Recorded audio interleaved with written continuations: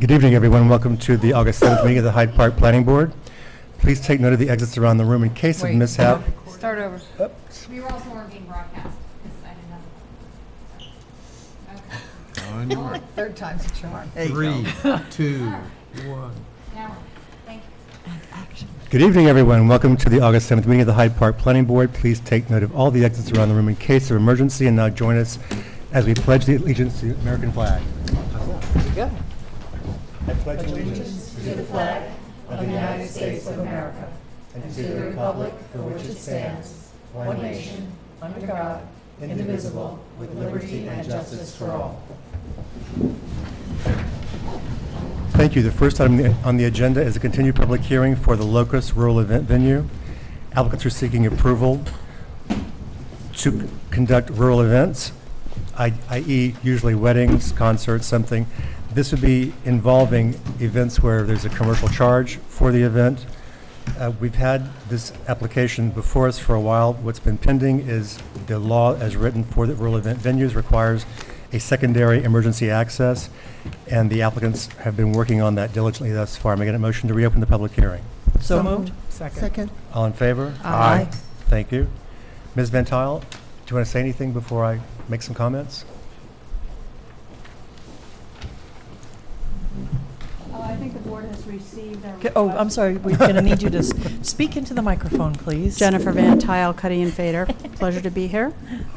Remembering the rules. There you go. I think the board is aware we've requested a continuation of this public hearing until November 7th with the requirement that we submit any additional materials by October 23rd. So that request is on the table. Thank you. In the interim, we also received a request from Attorney John Marvin, who represents the neighbors who have been in discussion with the owner, Andre Balash, about providing an easement for the secondary access. There is an access point on their property that goes through Mills Mansion, basically, or Staatsburg State Historic Site. I want to go ahead and just read or add some things into the record. Last week, I was invited to lunch to the neighbors to meet them by their attorney, Mr. Marvin. And I've already communicated this to Ms. Van Tuyl. As I drove up the driveway, because they use the same drive, or a portion of the same driveway that Mr. Balash uses, there's earth moving equipment I noticed. It looks like there's maybe 2 golf course, I'll call them, style ponds being installed, and there's about 6 to 8 foot tall berms along portions of the south side of the driveway. Mr. Scholes, the owner, and his wife Ines, lovely couple, shared a letter sent, authored by Mr. Marvin and sent to Mr. Balash about a year ago. It details several concerns beyond what could happen with the requested easement if Andre sold the place, including hours that music could be played, the number of guests permitted, and the amount of events per year. I, of course, encouraged them to submit them as comments in writing or verbally to the board. Mr. Marvin requested that we adjourn this to the 21st to allow them to prepare those comments. I was also shown a copy of a letter dated July 25th, 2019 from, I believe, Murray Structural Engineers, which in essence concluded that the primary access across the bridge, that's the main bridge off of Old Post Road, is not capable of safely supporting a 65,000-pound fire truck. I believe that's the amount of weight that was listed. It went on to suggest ways to ensure that the bridge could handle it safely, and those were a bit technical for me, not being a structural engineer. I was not given a copy of it, so I've requested that Ms. Van Tuyl communicate all of what I'm saying tonight to her client to see if we can get a copy of these things. In the interim, Ms. Whitman also showed me today a sketch that she received from the Roosevelt Fire Department. It shows a new emergency access from the State Historic Site that completely avoids the Scholes property. So I think that there may be alternatives that are being explored right now, obviously, to perhaps make the issue moot about the easement. That noted, I did sort of tell Mr. Scholes that once I'd seen the letter from Mr. Murray, I couldn't unsee it. And since I was there as a municipal official, I needed to go ahead and announce it. Any comments from the consultants on this application? Any comments from the board or questions about what I just blurted out so quickly? Anything from you, Ms. Van Tuyl? No, Post? only that, of course, we have absolutely no Thank you. objection to Mr. Marvin's request to submit a letter. I mean, I think our request for the extension of the public hearing implicitly extends the time for anyone to comment, so we have no objection to that. Thank you. But would like copies of these documents so we can respond. I'm unfamiliar with the documents I had a you're feeling of referring that. to, so we'd like to be included in the conversation. This is why I gave Ms. Van Tal a heads up today, because I thought it was only fair. Would anyone from the public like to speak about this application? There being none, I just want to point out that, as Jennifer wrote to me, comments provided to any member of the board outside the public process need to be formalized and submitted for the record. Otherwise, it's more or less hearsay. So I'm putting it into the record, but again, I don't have a copy of anything. I was just quickly reading it and encouraging and urging the neighbors to come to a board meeting or to submit in writing. There being no other public comment, yes, Could we have a copy of your notes at some point? I'll be happy to send them over. It's in an email. Be happy to. Thank you. May I get a motion to adjourn this to August 21st? So moved. Second. All in favor? Aye. Thank you. And may I ask, is the public hearing then adjourned to November 7th? From there, we'll be adjourning it Sixth, to I'm Sixth, sixth. yeah. Sixth. as your I request. spoke, Yes. yes. Thank you very much. And Ms. Van Tuyl, if it's okay with you, I'm going to move the Inn at Bellefield St. Andrews property up on the agenda above Bright Days Child Care Center so you can get home early. I assume you'd like Still my that. heart. That's very courteous of you. Thank you. She wants Thank to you very stay. much. Well, it's just, we may have some discussions. It's a first-time application. I thought it'd be easier for you since we have that already resolved. Thank you. very much. The next continued public hearing is for PLT Storage Yard reconstruction. The applicants are seeking a site plan amendment as well as a special use permit to expand what was priorly approved. This is basically an attempt by the applicants who are here, but maybe not in the hallway, to rebuild, reconstruct a warehouse that burnt down that contained multiple tenants and multiple uses. Also to add a new building, there we are, There they are. Come on. add some landscaping, et cetera. Oh, we have the whole family. Welcome back, Mr. Berger. Let me first thank you for your thorough response to the New York State Department of Transportation. Also, thank you for responding to all the prior comments. Yes. And just to let you know, we are prepared. I believe we have a resolution prepared tonight. So first, let me open the public hearing. So moved. Second? All in favor? Aye. Mr. Berger, I'll turn it over to you. Let's see if this works. It is, it's on, it's on, it's on. Ooh, good. Wow. The proposal here, as you've seen, we've done before, but for the public, is the existing storage building and utility building that Gleason uses burnt down. So the main purpose of our site plan is to replace the big building with a building of similar size with a small increase for the one corner. While we're doing that, we're trying to bring the site up to approval for some small items that were also need to be cleaned up on the site, which includes cleaning up the northeast corner with some, just bringing that into the calculations for disturbance. In order to build the building, we also need to have a laydown area for demo and for construction and placement of our material. So we're going to get an easement from Mr. Baxter to the north, which will be a temporary easement. We'll be putting equipment over there while using the northeast corner for a laydown for demo of the building. We have broken this up into 3 phases, basically.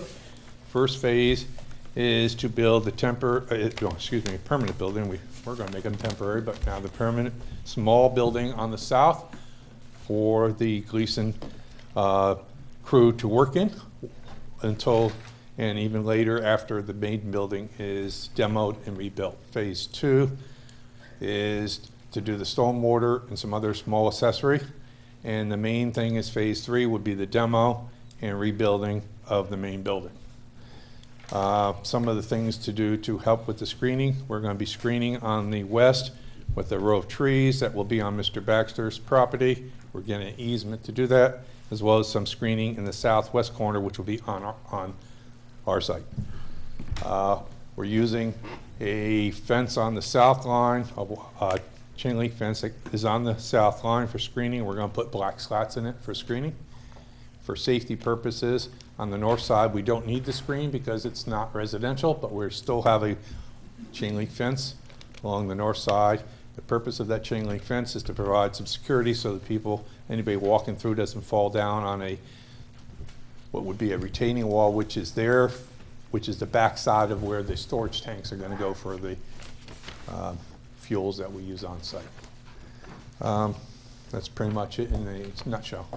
Thank you for that summary. I should add that this has been bounced back extensively between this board and the applicants, and they've responded nicely to all our requests. So that's why I said I think we're ready to move forward tonight. Any additional comments from the consultants? Ms. Axelson, Mr. Sotero? No, all our comments have either been addressed or they're included in the conditions of approval. Ms. Polidoro? Right, we have, it turned out to be a more complex resolution than expected. We have some conditions. One of the big ones is to number the buildings. Okay, that's Because fine. we were having trouble identifying them ourselves. Oh, that's fine. We're so involved, we know them, but that makes sense. What happened was Ms. Polidoro, in the first draft of the resolution, kept referring to the one-story warehouse, and I said, Okay. they're basically, except Both. for the office. Yes. They're both one-story. There's more than one-story warehouse. What number makes sense? We're so Yeah, we'll used to number them, I them understand and- them. That's easy. We'll make it easy. Yeah, we'll make them real simple numbers. It made it easier than to keep referring to the square footage of each site. I understand, yeah. It's an easy one. Thank you. Any comments from the public about this application? Comments from the board? Yes. Didn't Ms. Moss ask that the trees be done in phase 2 instead of phase 3? That's a Oh. condition? Okay. Yeah, so that is, Okay. That's okay. we'd like that phasing moved. Okay. That is a condition here. I'll just Okay, give you the that's quotation. acceptable. My So client. it's revision of the phasing scope of work to move the trees to phase 2, identification of the buildings, and then the easements. Notes about the temporary staging area and how long it can be used for, and then confirmation from the building inspector about the location of the fuel tanks meeting New York State Fire Code requirements. There's also a condition on here requiring any temporary bathroom facilities to be removed from the property once a certificate of occupancy is received for building 4. Came up at one of the meetings. It's not in my notes. I questioned it. Does anyone recall I don't discussing remember this? seeing any out there. There are none, but No. that's, it's good to still be a condition just in case. I mean, if a Portageon shows up. or According they to show up. Victoria's notes, it happened at the May 15th meeting, and I can't find it in any of my notes. I don't remember seeing a Portageon out there. They all go to the. Huh? There was, but it's melted. Oh, that's okay, that's an old. That was there from before, though. We're talking about one that's there That now. was before. Maybe that's what was being referred to. Okay. Okay.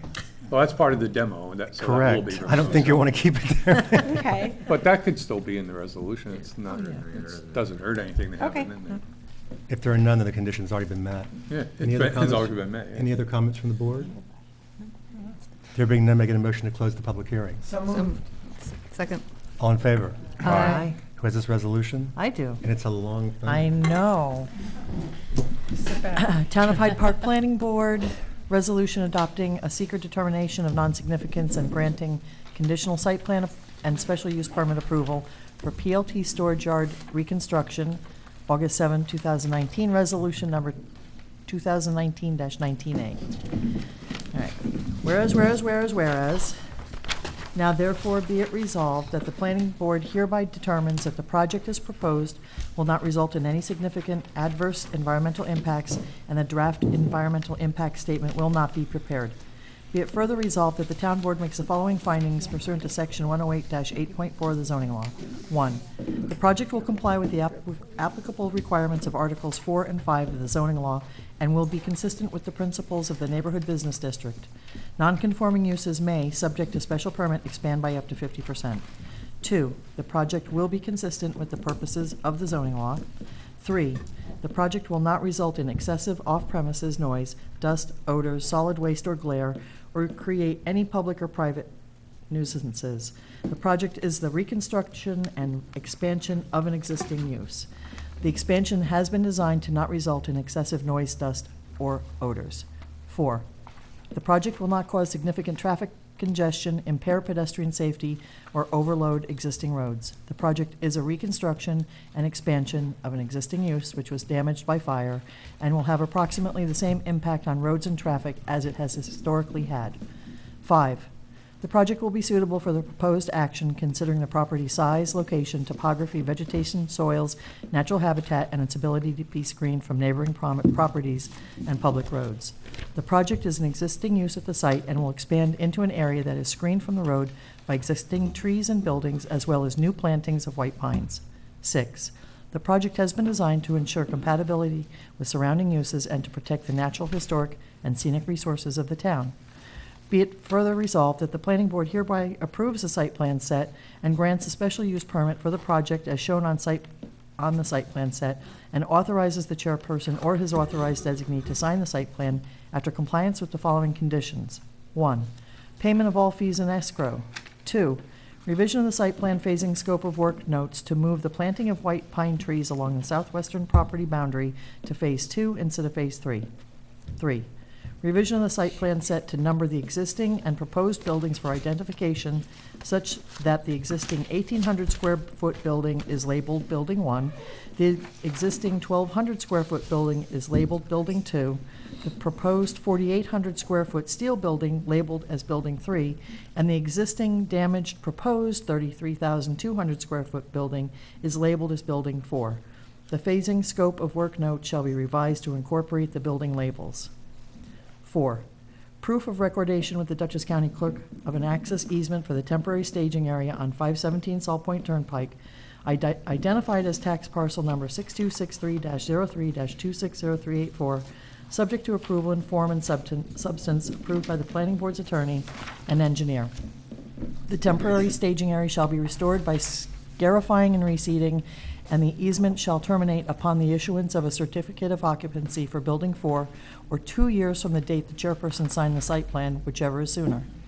5. Proof of recordation with the Dutchess County Clerk of an easement for the planting and maintenance of 19 trees on .15 acres on 37 Bennett Road, identified as tax parcel number 6263-03-100410, subject to approval in form and substance approved by the planning board's attorney and engineer. 6. Issuance of an erosion and sediment control permit by the stormwater management officer. 7. Revision of the site plan to note that the use of the temporary staging area on 517 Salt Point Turnpike, identified as tax parcel number 6263-03-260384, shall terminate upon the earlier of issuance of a certificate of occupants for Building 4 or 2 years from the date the chairperson signed the site plan. 8. Written confirmation from the town building inspector that the relocated fuel tanks meet New York State Fire Code requirements. Be it further resolved that prior to the issuance of a certificate of occupancy for the Building 4, the applicant shall remove any temporary bathroom facilities from the property. Be it further resolved that if the method of water supply is changed from private wells to a public water supply, the applicant shall apply to the planning board for site plan amendment approval. Be it further resolved that if a building permit cannot be issued for the relocated fuel tanks at the location proposed in the applicant shall apply to the planning board for site plan amendment approval. Do I have a second? Second. Discussion. One of the conditions is written, I believe it's written confirmation from the town building inspector.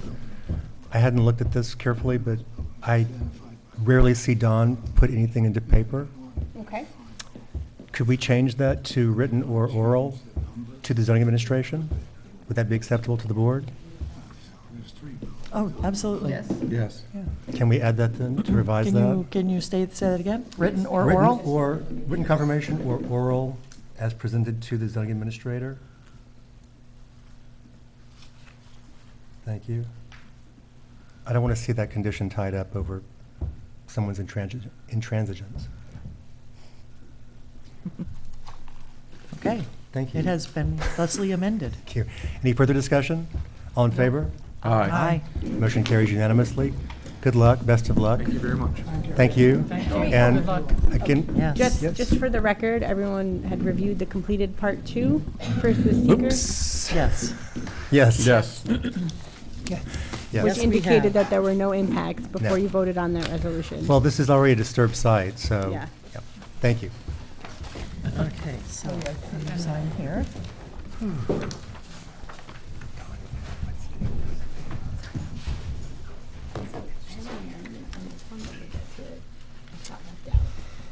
Oh, Which one is this called? Yeah, so can we go here? Wait, did I have both? Yeah, that's the one you have. Mhm. Okay.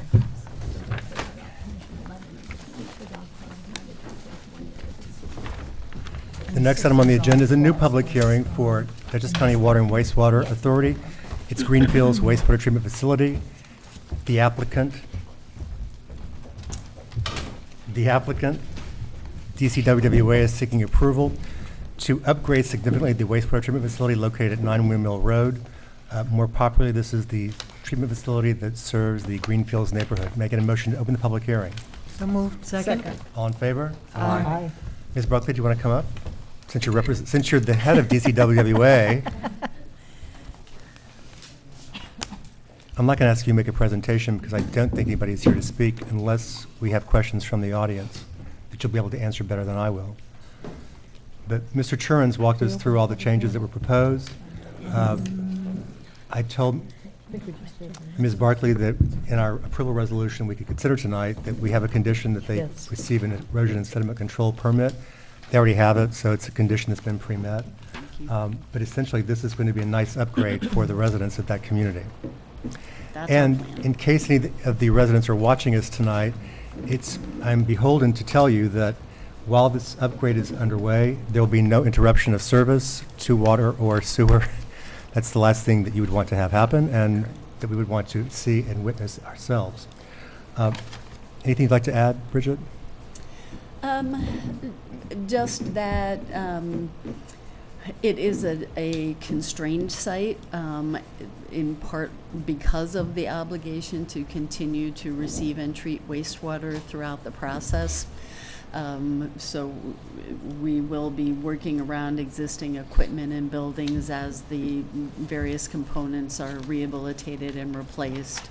And we really appreciate the assistance and the cooperation of the board in working through, those small issues that did arise, and hope we can move forward. They were very minor, and I believe we are going to move forward. I'll also take this opportunity to say it's always a pleasure to work with your authority, Thank you. your agency. It's one of my favorites in the county to work with.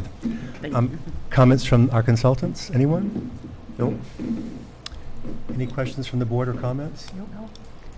Would anyone from the public like to speak about this application? Mr. Schwartz, come on up. Bridget, do you mind sharing the microphone?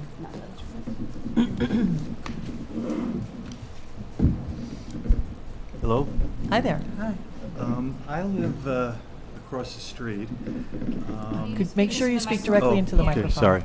I live across the street, and I'm aware that there have been issues with the Greenfield site. I went online and I looked at the site plan proposal, but it's pretty granular, and I was wondering if a bit more explanation as to, in layman's terms, as to what's bringing this about and what's being done, briefly, could be given. Do you mind? Can you pass the microphone to her? Yeah. No, the handheld. The Dutchess County Water and Wastewater Authority took over the Greenfields sewer system and the Greenfields water system from the town of Hyde Park in approximately 2016.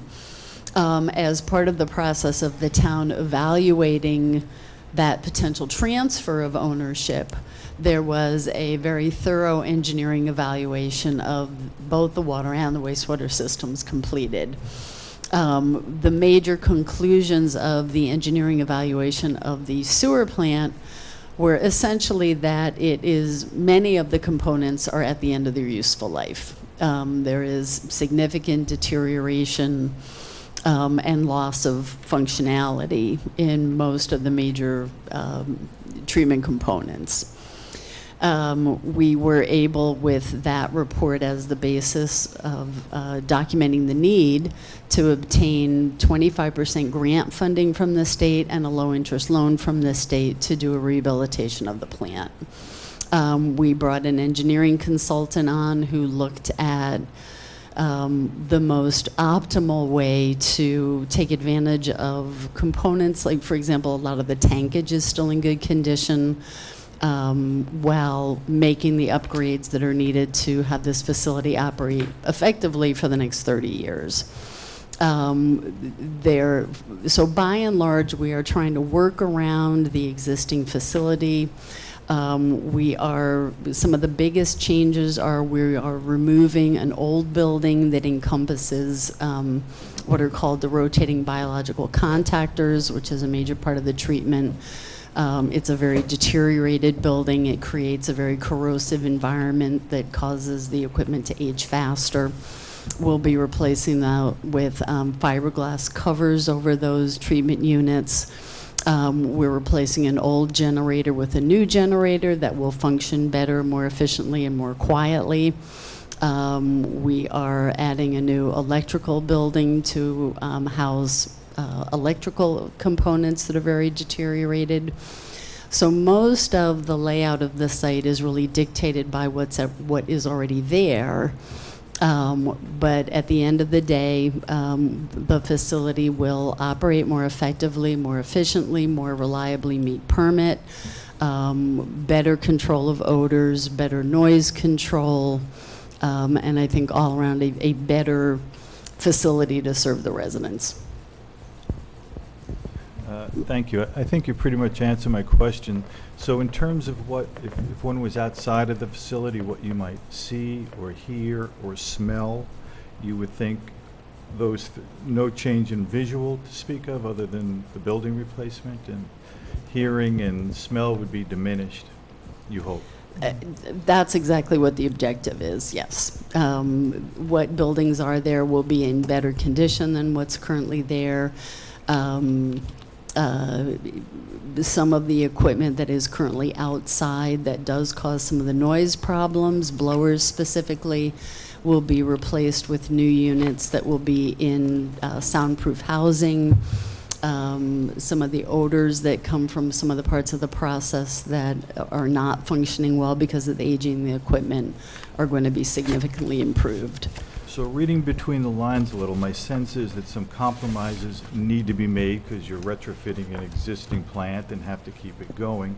But the goal is to have this facility last for another 30 years? Exactly. Okay, I'm good.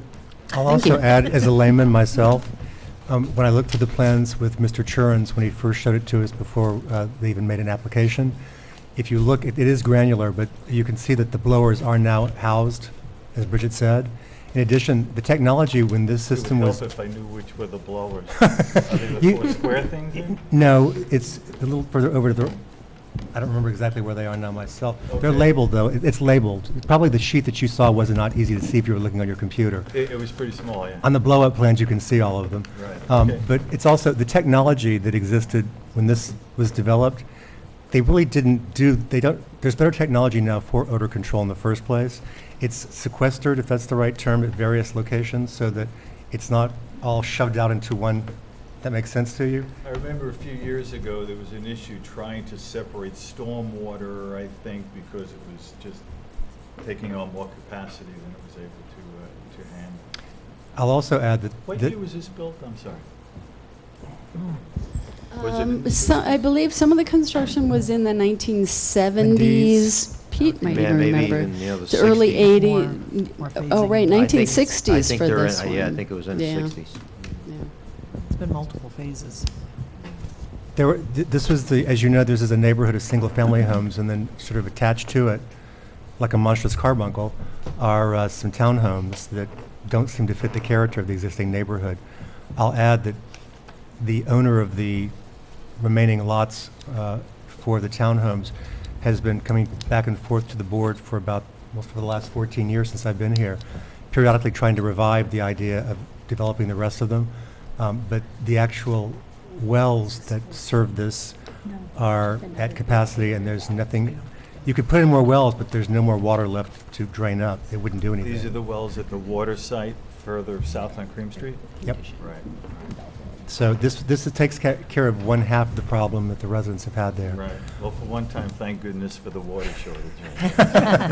Okay, well, thank you. Good to see you, Mr. Schwartz. Good seeing you. Any other comments from the public? There being no further, may I get a motion to close the public hearing? So moved. Second? All in favor? Aye. What is this resolution? I do.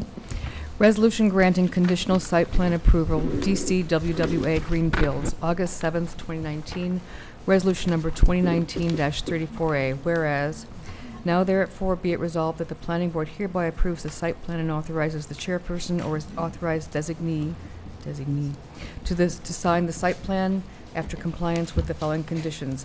1, payment of all fees and escrows. 2, issuance of an erosion and sediment control permit by the stormwater management officer. Is there a second? Second. All in favor? Aye. Motion carries unanimously.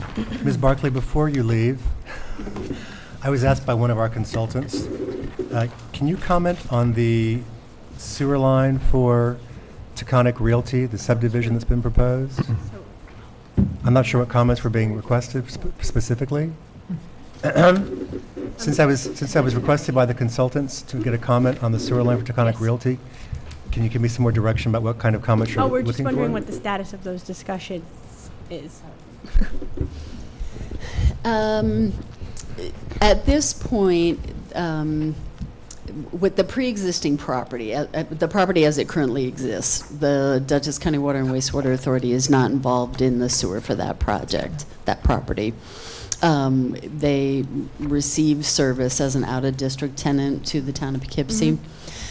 Because they're subdividing the property and because the town of Poughkeepsie doesn't want to have an out-of-district tenant with multiple parcels, the owner and applicant has approached the authority and asked that we participate. They have given us a proposed memorandum of understanding that we're currently reviewing that would lay out the roles and responsibilities of the parties.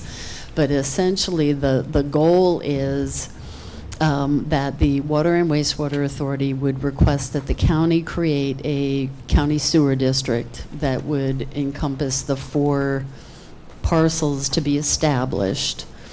We would then, as the entity administering that district, that infrastructure, enter into the agreement with the town of Poughkeepsie for the out-of-district service.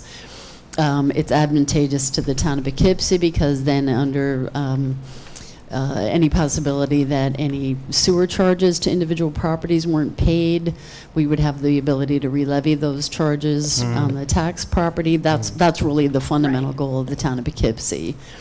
The property owners would enter into easements to allow access to any of the sewer infrastructure that's within those 4 subdivided properties. Who ultimately would be responsible for those pipes, whether we would take that on or require them to maintain them through mutual easements, is something that hasn't been resolved yet.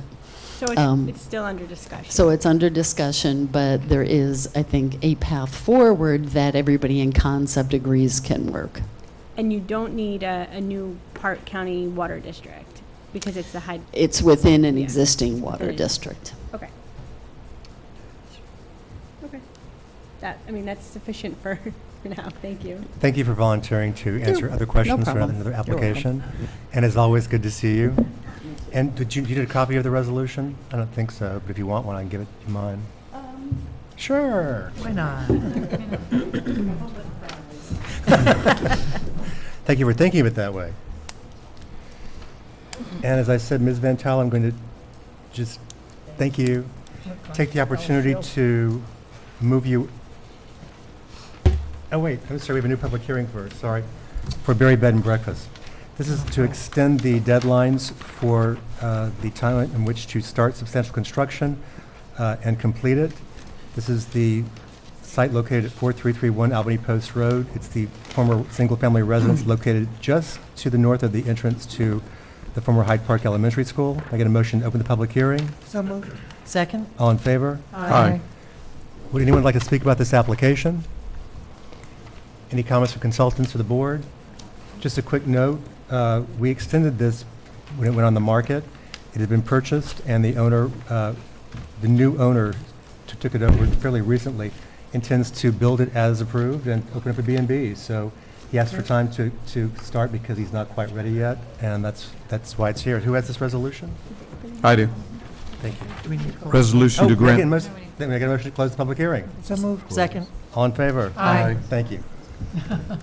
Resolution to grant request for extension of time to start substantial construction for an improved site plan, Berry Bed and Breakfast, August 17, 2019. Resolution 16-38D, whereas, about 14 of them. Now therefore be it resolved that the planning board hereby grants a request for an extension of time to begin substantial construction and 2 years to complete through August 7th, 2020 and August 7th, 2021 respectively. Is there a second? Second? All in favor? Aye. Aye. The motion carries unanimously. I'm going to take this opportunity now, Ms. Van Tile, to move the Inn at Bellafield St. Andrews property up before we begin to discuss the Bright Days Child Care Center. I'm trying to figure out how to summarize this as easily as possible. So, in our original approval, we did not contemplate necessarily that West Dorsey be used as construction access. The applicants requested that because their inability to get New York State Department of Transportation to give a permit, the board granted it. In the interim, there was discussion about some damage to it, and that they would also like to use this not just for the site construction or the preparation, but the actual construction of the hotel. There have been many offline meetings and back and forth, and we seem to have an agreement now. We have a recommendation for a bond surety amount for the restoration of the road.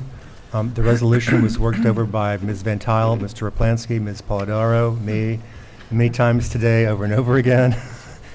My eyes were a little crossed by the end of it, but I think we came at, and we had the person reading the resolution, Ms. Wasser, who was like, wait, there's some strange language in here.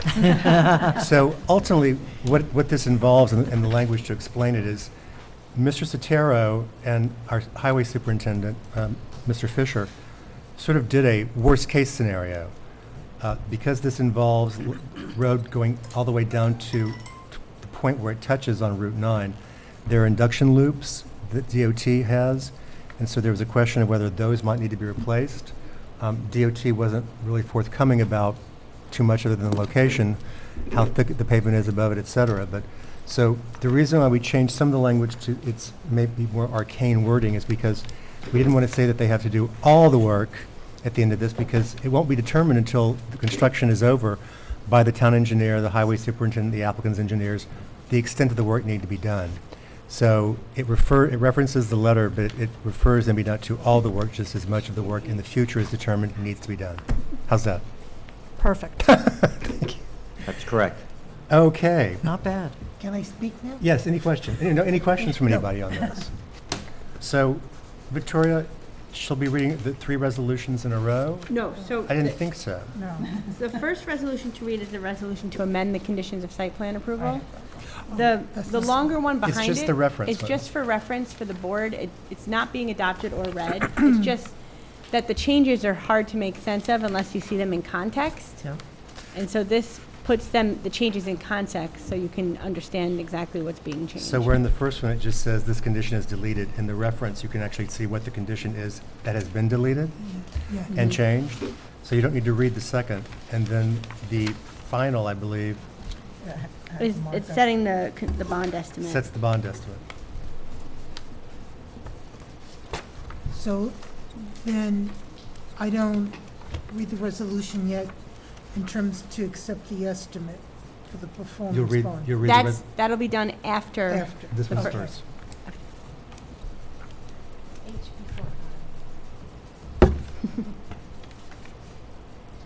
I don't have that one. Stephanie has it. Ms. Oh, Walker. there's separate They're resolutions. separate, they're separate resolutions. I'm sorry. I thought You were doing something Who was this else. resolution? Stephanie, thank you. I do. This is also a lengthy one, so sit back. All right. Sorry, I thought that she gave them both to Diane. Sorry. All right. Resolution to amend the conditions of the site plan approval, the Inn at Bellafield, August 7th, 2019, resolution number 2017-04H. Whereas times 7, now therefore be it further resolved that 2 new whereas clauses are added to the end of the recitations in the resolution to read as follows. Whereas the applicant has proposed to use the existing access from West Dorsey Lane for construction access and the planning board, the highway superintendent, and the town's consultants have discussed appropriate limitations on the use of West Dorsey Lane for construction access to avoid the use of West Dorsey Lane east of the property construction access point, which we're calling the WDCA for the rest of the reading of this, and to protect the condition of West Dorsey Lane between the WDCA and US Route 9, and have further discussed appropriate methods to require restoration of West Dorsey Lane after completion of the hotel and prior to the issuance of a certificate of occupancy. And whereas a site meeting was held between the applicant and its contractors with the town engineer, highway superintendent, and zoning administrator to visually inspect and photograph that section of West Dorsey Lane from US Route 9 to the WDCA, approximately 400 feet east of the intersection with US Route 9, to document the existing conditions of that section of West Dorsey Lane, and a report of such conditions has been submitted to the town and reviewed. Be it further resolved that condition 3 under the third resolved clause is deleted and replaced with the following new condition. 3, approval by the town board of a performance guarantee in an amount approved by the town engineer and planning board in form, substance, and manner of execution acceptable to the town attorney to secure the obligation to complete so much of the work listed in the estimate included in the July 26, 2019 memorandum from town engineer Peter Sotero as determined necessary by the town highway superintendent and New York State Department of Transportation, including a 2-inch compacted overlay, replacement of signal loops, sealing of existing cracks, and other associated work listed in the estimate on that portion of West Dorsey Lane between the WDCA and US Route 9 to the satisfaction of the highway superintendent and Department of Transportation and posting of such bond. Be it further resolved that the 5th resolved clause is amended to read as follows. Be it further deleted. Be it further resolved that condition 5 under the 6th resolved clause is amended to read as follows. 5, the present authorization for use of the WDCA is limited to construction of the project only, and use for construction of any future phases or subphases shall be considered as part of site plan review for such future phases or subphases by the planning board in consultation with the highway department.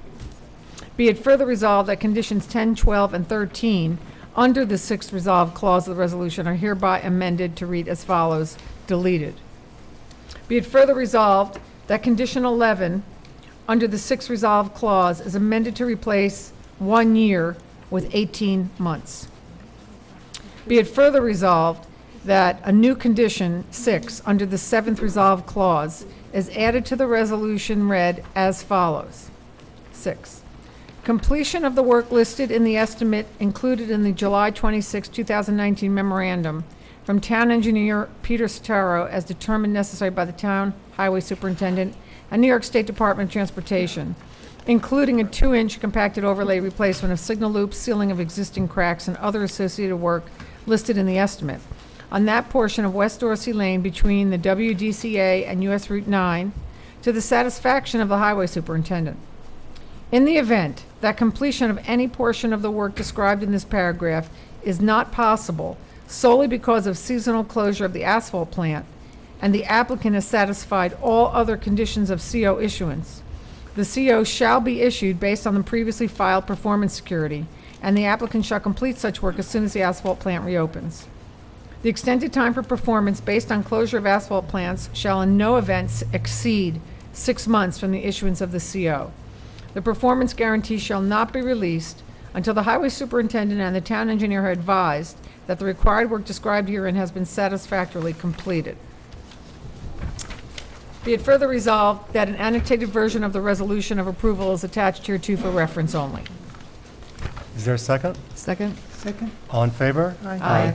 Motion carries unanimously. Thank you for all your hard work, both of you, on this today.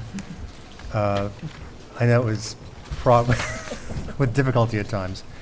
And now you get to read the Now I get resolution. to. Thank you, Stephanie. I'm almost embarrassed at this point. Resolution to accept estimate for performance bond for West Dorsey construction access for the NFL field. Resolution number 2017-041. Whereas 4 times, now therefore be it resolved that the planning board hereby accepts the road bond estimates of $60,000 and recommends to the town board that it accept a performance bond or other financial guarantee in said amount subject to approval as to form and substance by the attorney to the town. Is there a second? Second. All in favor? Aye. Motion carries again. Thank you. Have a nice night. Thank you very much. And I know you've been gracious to allow me to go ahead on the agenda, but I just wanted to share with all of you, since you've been so supportive and so interested in the progress of the work, I have a photograph of the installation of the wastewater treatment plant, which just shows the scale of it. It's in process, but it's so awesome, I just had to share it. Oh, with you. wow. I love it. Thank you. What is this? The wastewater treatment facility for the, This was Stephanie. Oh, my God. They're the tanks only. look at that little They're bitty fella tanks. compared to this. They're Oh, the my tanks. God. There's the human being to the tanks. Look. There was a very big hole there, Oh, like really big I hole. was so excited.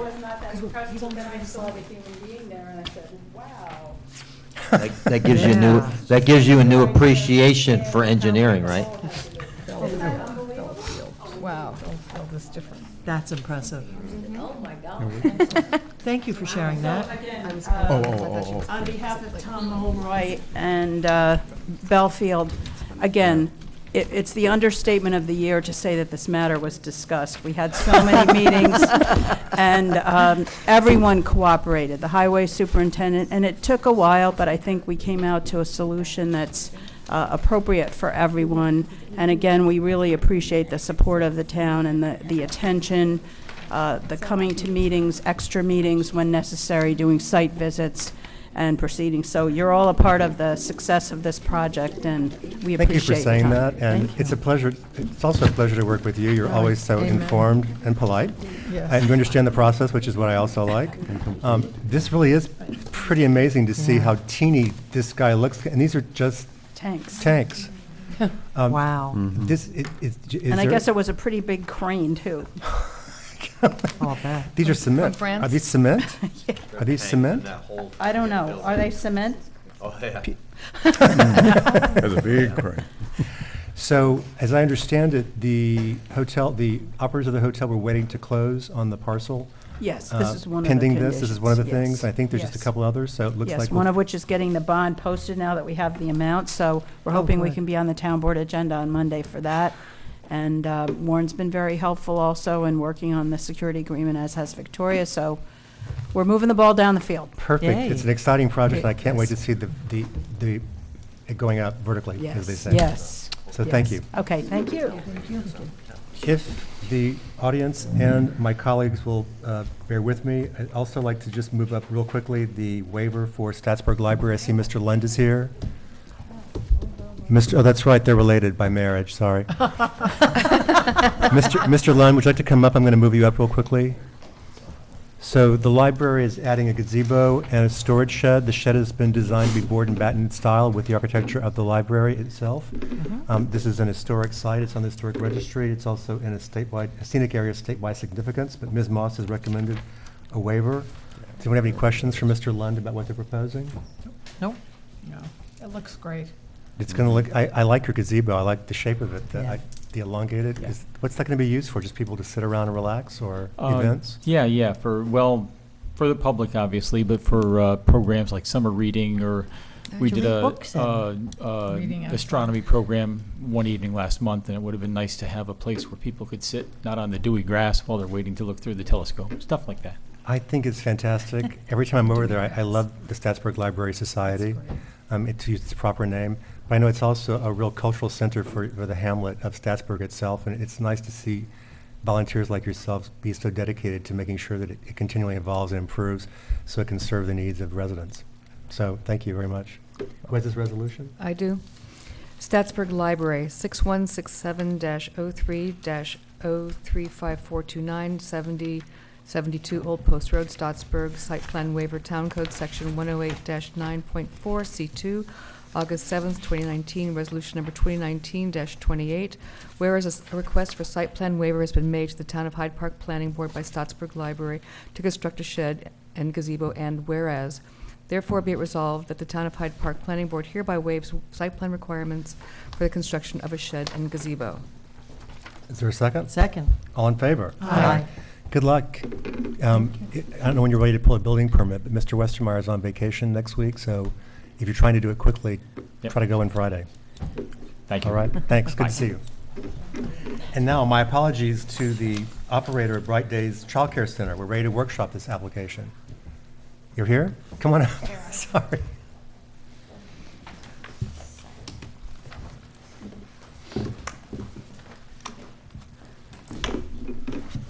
I'm going to turn it over to you, because this is the first time the board will be hearing about the application. You're proposing to relocate, I believe, from Hyde Park Elementary into what we call familiarly the row building at 4236 Albany Post Road. You're going to take up a big portion of the building is what it looks like. I'm sure Mr. Mulcarney is very excited to see that, because most of it's sat empty for a while, except for occasional tenants. So walk us through your proposal. Absolutely. I do have copies of a plan set. Great. That had been updated. Great. You can pass them out if you want to. Yeah? Okay. They're large. Could you state your name? Could you state your name for the record? Sarah Sullivan. Thank you. I don't have them on the poster. That's okay. You don't have to. Okay. I know you're representing yourself, so don't worry. We try to work with this. Okay. Actually, I suppose you should give those to Ms. Whitman. Yeah. So she can stamp them and. Yeah, and she has Yeah. to stamp them before they're handed out. Okay. All right, so you, I'll take okay. Okay. But you can keep one so you can go over it. Yeah.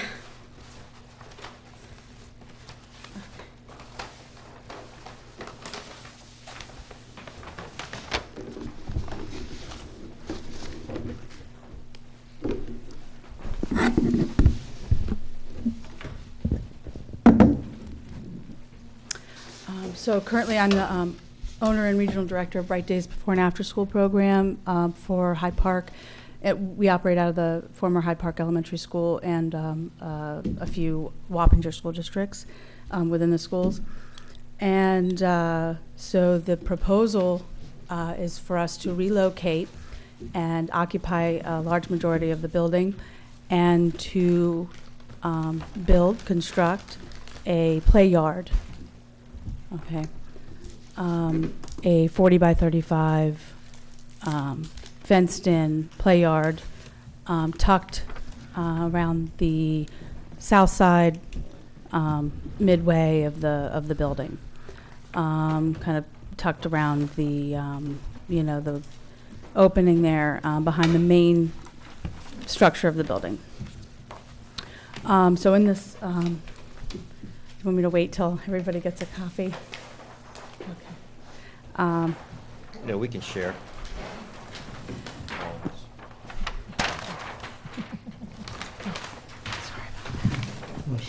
Yeah. The three of us can, I think the three of us will share. And the three of us could probably share too. Is that okay? Oh, yeah. Great. Get the glasses. I was trying to write. Oh, sorry, okay. I was just thinking about myself. Can we do one there, take one, pass it down, let's go. That's it. We're good. We'll take them all later. Well, if you could just shift that upper corner over just for a minute. No, that's the, no, just, I just want to see what's got over there. Yeah, I'm not interested in all this, so you're interested in this. I think it's not. Where is Okay. the road? Okay. So, Road's so up here. up in the Okay. top left is the site plan of the building with the fenced-in play yard noted there, and it is fully closed with additional fence panels on both sides of that play yard, connecting it to the building. Can you explain what you mean by fence panels? It's a chain link fence, so you would be putting in slats, you mean? We're connecting the play yard to the building for reinforced security, you know, and contain, you know, to contain the children and staff. Oh, I see now. The chain will go all the way to the building itself with gates. The corner there, yep. Got it. On both sides. So, and there's a way out. It says gate number 4 would go out to the right, or out to the east, I should say. Right. But the fence is still just, it's a fence, just a chain link fence, no slats, anything else. Right, it's a galvanized woven fence. And the play yard itself has gates. Correct. We see them. Yeah. And then the panels have the gates as well. So there's a total of 4 gates. It's galvanized, and what else did you say? It's a woven chain linked. There's Woven. a picture on the bottom left. Of a rolled up one? No. Yeah, it's just a standard. Okay, thank. Yeah. 5 foot. I'm sorry, you said there are 4 gates? Yeah. Correct. 1, 2, 3, and 4. You can exit this way or that way.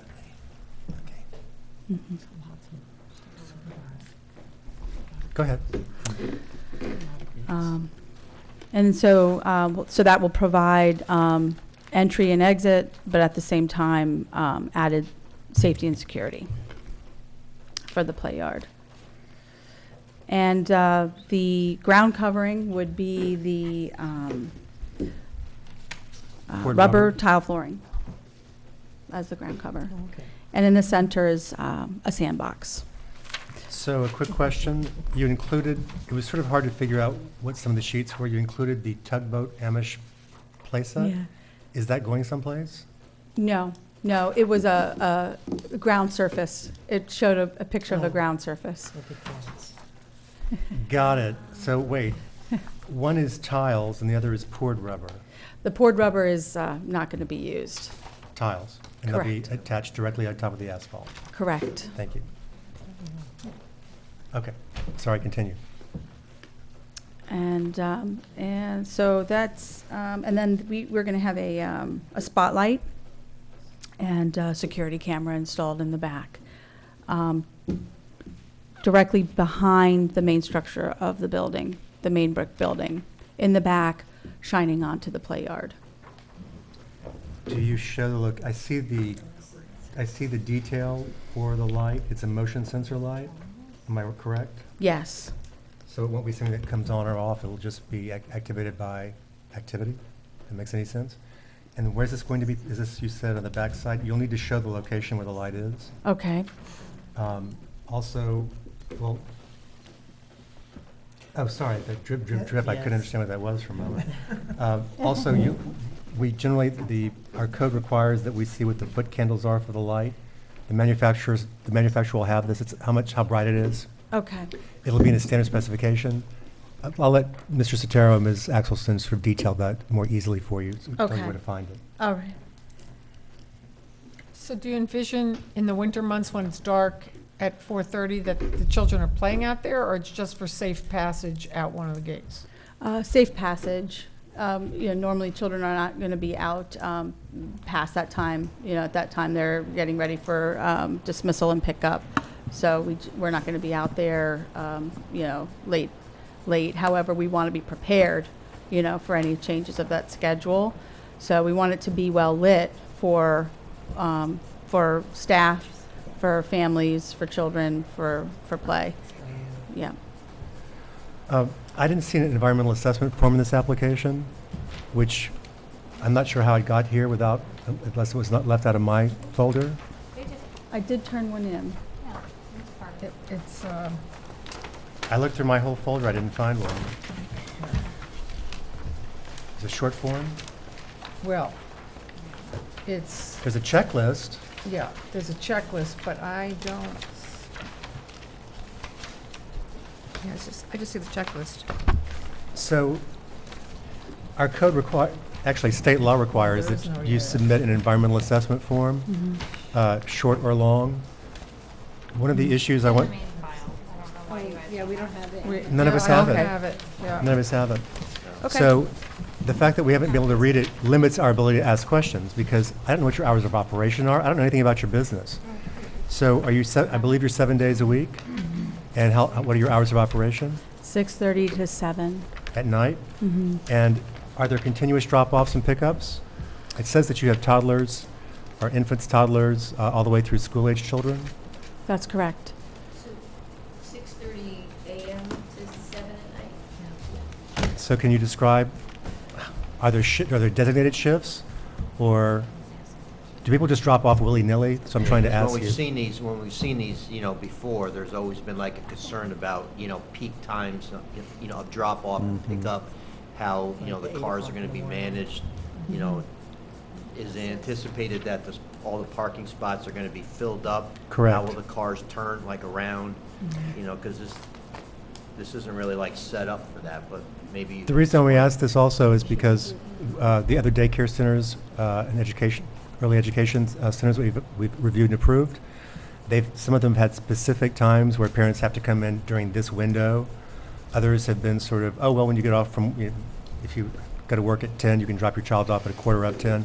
We're required to look at this in terms of the impacts it has on traffic. That's basically it. And I think we even had one where they had greeters for, because again, there was like a heavy influx at a certain period of time in the morning early, and then at the end of This the is day. the daycare that's on 9G. Yeah, that's right. Remember By that? Haviland Road. So, but again, you can About how many? go over. No, wait, let her answer. Let's describe this first. Sorry. So the peak time for drop-off is between 6:30 and 9:30. Yes, that's for drop-off. And pickup? And Pickup? pickup is between 3:30 and the peak, 3:30 and 5:30. And do school buses drop off children as well?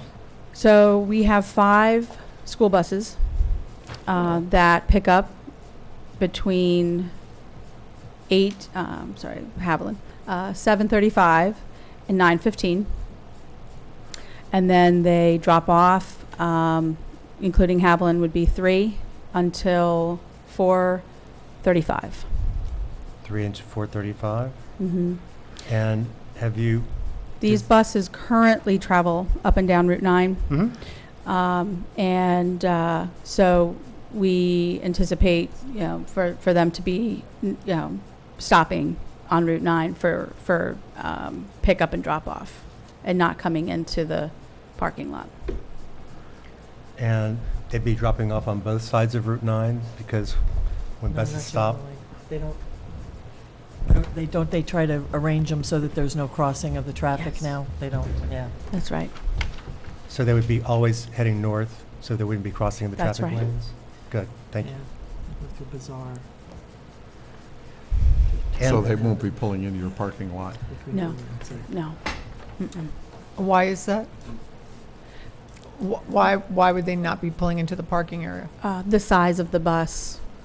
There's no, where the parking is currently, there's just no turnaround that would fit. I noticed that, that's why I was asking. Yeah. That's why the question. I mean, they don't That's why even, the question. where we are currently in a school, in the rear of the building, they can't come back there, and there's a lot of space.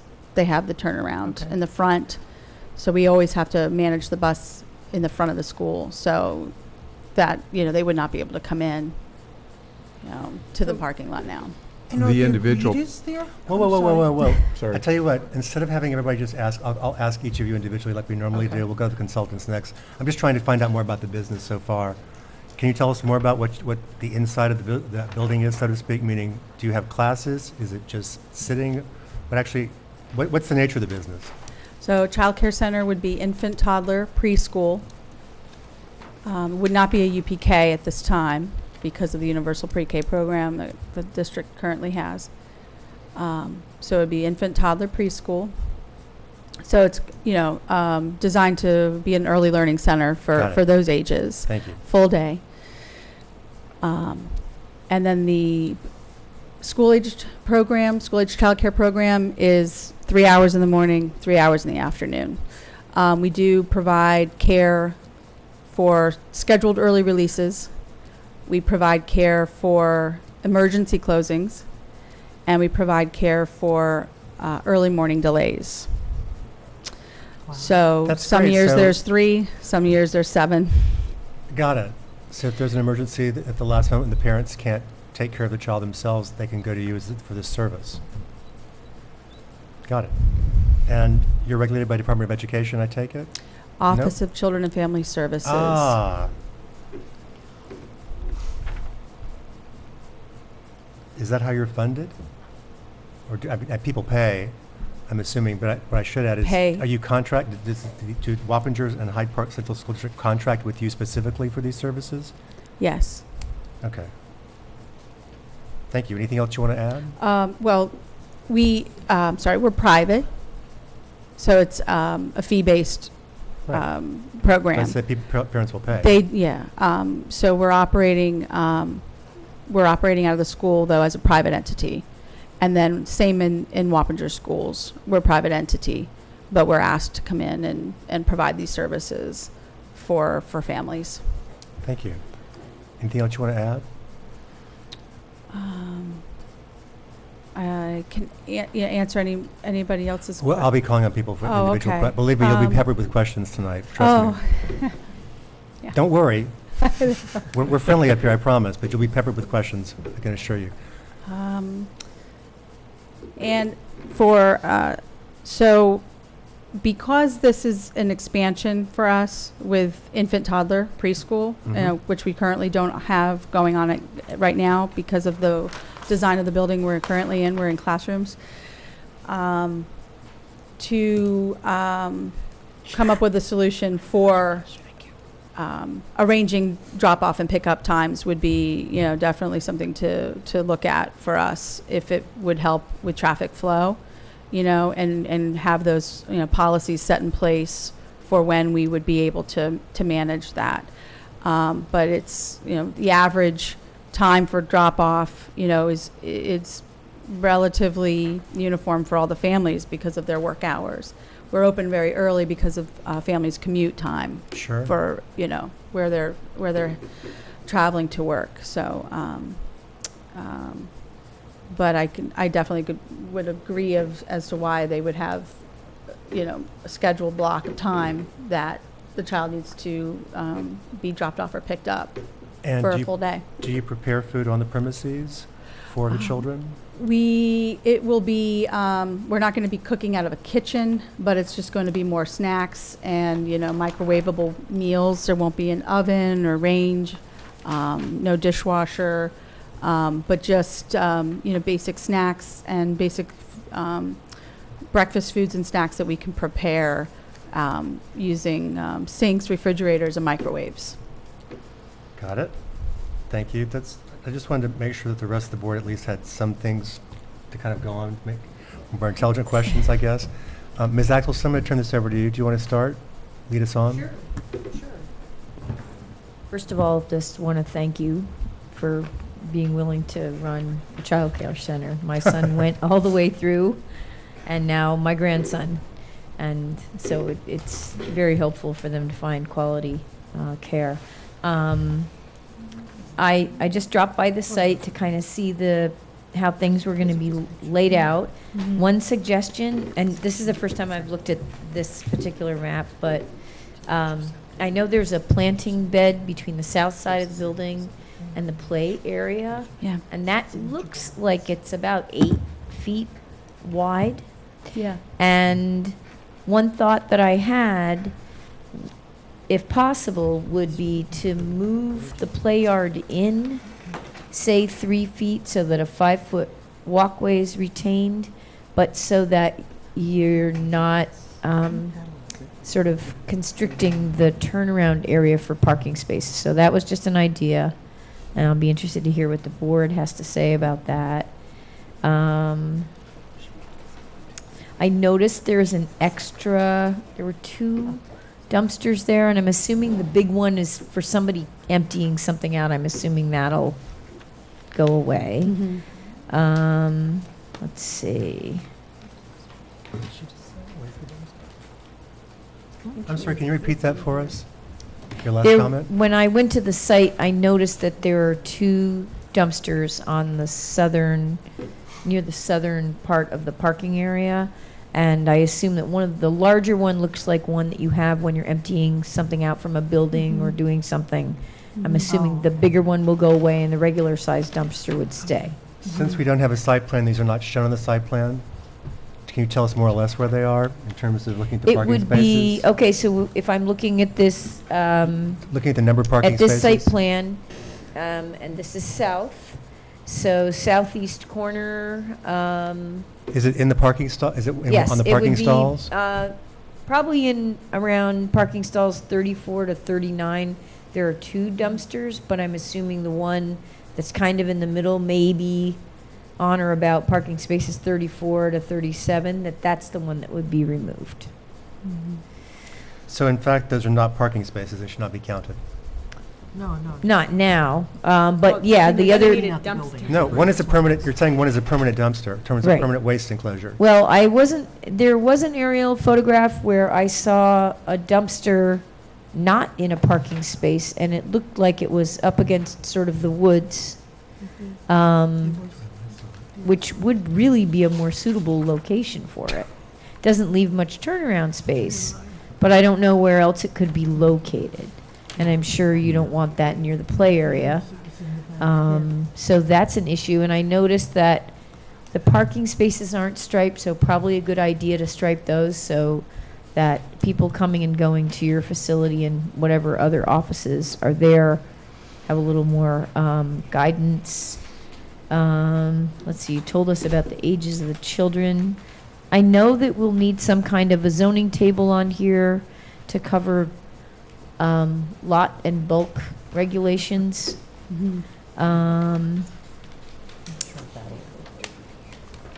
No, but they'll just have to show what's existing, just to put it, we ask everybody to do that. It'll just show what are your existing setbacks and whether there'll probably be some existing non-complying setbacks because the building it's there where it is.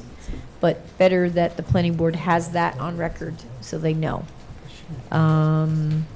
So there'll be some what we call pre-existing non-complying setbacks and things like that.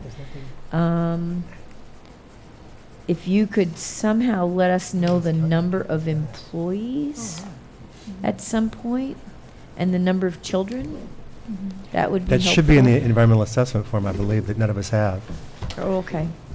Or in a narrative. or in a narrative. I don't know that the environmental assessment form would specifically ask that question. I'm assuming you were using a short EAF. So I would suggest a narrative if, anything that can be written down to describe, how many children, how many employees. So. Right. Yep. I'll let you talk about water, sewer, and it looks like it pretty much complies with the intent and objectives and standards for the district. It's an adaptive reuse. Hang on a second. Actually, I did have a short EAF. Lucky you. Lucky me. And I did review it, and I didn't see any issues. And the only thing that's odd is it says it's sensitive for archaeological sites. And the thing is, there's no disturbance proposed on the site. It's all existing paving, existing building. Nothing's being torn up, so I don't believe that archaeological sensitivity should be an issue. So I'm stating that for the record. Thank you. Anything else? Probably later, but for now, that should do. Mr. Sotero? Yeah, are you taking over the whole building? No, there's a tenant in the back. There's a tenant, Where are they at? Suites is? J and K. So you have separate people in J and K? Okay. There's still, I believe, medical uses, Yeah. dentistry maybe? Yeah. So when the parents that are coming into the site bring their children, do they typically park in a parking spot and then walk the child in? That's correct, yes. 1 through 16, they'll be parking there to come into the front ramp door for... So they'll be entering the front? Correct. Okay, so all children coming to your facility will enter in the front, not on the side? No. So for parking spaces 1 through 16, infant, toddler will be in the front ramp. Okay. The Suite A, the main structure of the building, there's an entrance there on the side, the south side. That's our preschool entrance. Okay. And then the gate 3, that's school-aged, because our school-aged program will be in Suite H and I. Oh, So where do the other ones enter? So, I mean, I think it's important to get, at some point here, the number of like employees that you're going to have, the number of like children that you're going to be like anticipating, because we're going to need to make sure that there's enough parking spots here, because and again, I don't know how you operate, but let's just say that up in the front, if at some point do you ever anticipate that in like a morning rush that whole front area could potentially have 16 cars in it at one point in time, so that if somebody else is coming in, there's really no place for them to turn around if by chance that parking lot is filled up. Again, I don't completely understand how you operate, you do, but the concern is that if there's not adequate room for somebody dropping off their child to turn around in the event that the parking lot is full, it's going to kind of be chaos. So especially with children walking around, and I mean, not that they're going to be just willy-nilly, but parents walking their kids like in and out, and somebody trying to figure out a way to turn around, and so we're going to need some more information on that. A lot more. So the other thing is, I know that Mrs. Moss, I think she sent to you and also to Nivian from Joe Malcarney's office about we need to get something in terms of the water use for the site in order to be sure that the septic system, whatever septic system is in the ground, is going to be able to handle this change like in use. And honestly, the easiest way to do it would be for either you or the building owner, who's ever like responsible for that, is to hire somebody who has some experience in that. They're doing that this week. Okay. And I would certainly be willing to work with that, whomever that they're going to hire. There's probably let's say probably, may not be, but there could be records of down at the Dutchess County Health Department. No? No. I can't access them because I'm not the owner of the property, Yeah. but the owner has tried, and they don't have access to prior to when they took ownership of the property. When it was being used as a medical office, apparently it's not obtainable. So if the engineer can assess using standard numbers try to compare and work with me on projected use for toilets and sinks, with staff, and I mean, I did my assessment based on the square footage. I can have I need 35 square feet per child inside. So, in my numbers, 80 to 86 staff and children that are needing to use sinks and toilets from my calculations are. But the engineer can take that and hopefully. Okay. All right. So they're going to be bringing in somebody, and we're happy to work with them, and thank you. We want to make sure that we can fit this in, and or her. Thank you very much for correcting me. So other than that, that's all I have at this point. Before I go on to Ms. Polidoro for comments, now that I've read the short environmental assessment form, number 12 is answered incorrectly. You are located next to a site that does have a building that's on the National Historic Registry of Historic Places. It's a big site next to you, and the Staatsburg, where Sue Serino's office is, that's one of the oldest buildings in Hyde Park. And even though it looks like you're far away, the lot lines are exactly identical. So that needs to be checked off. Yes. Okay. In addition, Ms. Axelson, I believe you said that you must have looked at you look at that. This is checked off as no, but you saw it on the environmental mapper from DEC? Oh, I'm sorry, it's marked off, 12A is marked no. as is 12B. What am I supposed to do? No, on 12B on mine is the project or any site located and adjacent to an area designated as sensitive for archaeological sites. That's checked, yes. It's marked no on ours. Ours is no. Well, there's a new handwritten, or there's a different handwritten one over here, Oh, so. no, you know what? My bad. I got the full, I'm sorry. This is the one Liz Let me go generated. So Rewind. I went online and pulled The the mapper. short EAF mapper from the New York State DEC EAF mapper platform. So my apologies, that's why I It had filled it. yours in automatically because it is, that's why. But it has So- no for historical and yes No is for incorrect. archaeological. No is incorrect. It is on Okay. a site located, the environmental mapper is incorrect there. No, I think so. I think that's on a separate piece of property. The bank, the children's medical offices, the hardware, et cetera, and Sioux Sereno are all one site, including McDonald's. That's one site. It's All one site. lot. It's all one lot. Right. I can assure you. Please note, everybody, that, yep, I'm just saying, so we'll have to correct this. So, but yes, I see what happened. You used your own, that's why you had a copy of I it. didn't have the EAF. So you didn't have it either. So I knew it. I would I like to knew it. correct the record Cynthia, you're clear. You emailed it. so that I've perjured myself. Troy had one. Okay, so we're good now. Ms. Polidoro, comments No, I'm or done. questions, So, queries? going back to parking, the applicant should work with the landlord to get information on the tenants for Suite J and K, because we need the parking table to include the parking needs for those Correct. uses in addition to what your proposed parking need is gonna be, so we can evaluate whether you have sufficient parking on site for all those uses. So, they should be able to give you information on who's in there and how many employees and what the use is. That's really the big concern right now. This does have to go to county planning at some point, but It is not ready for county it planning. is not, it's not ready for that referral. I'll be I'm just explaining to letting Ms. Sullivan know about that. it will have to be referred to county planning, and there's a 30-day review process associated with that. That's it for right now. Oh, the board, okay, so what we have, we didn't have this previously, it's the first time I'm looking at it, but the board should decide whether or not it's going to be waiving any site plan requirements.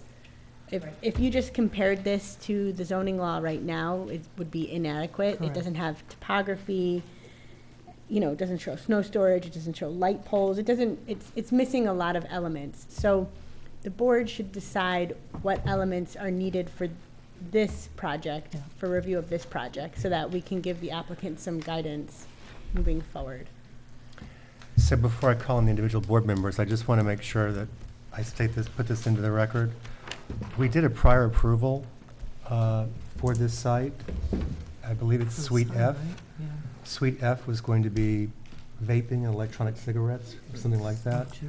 It never happened.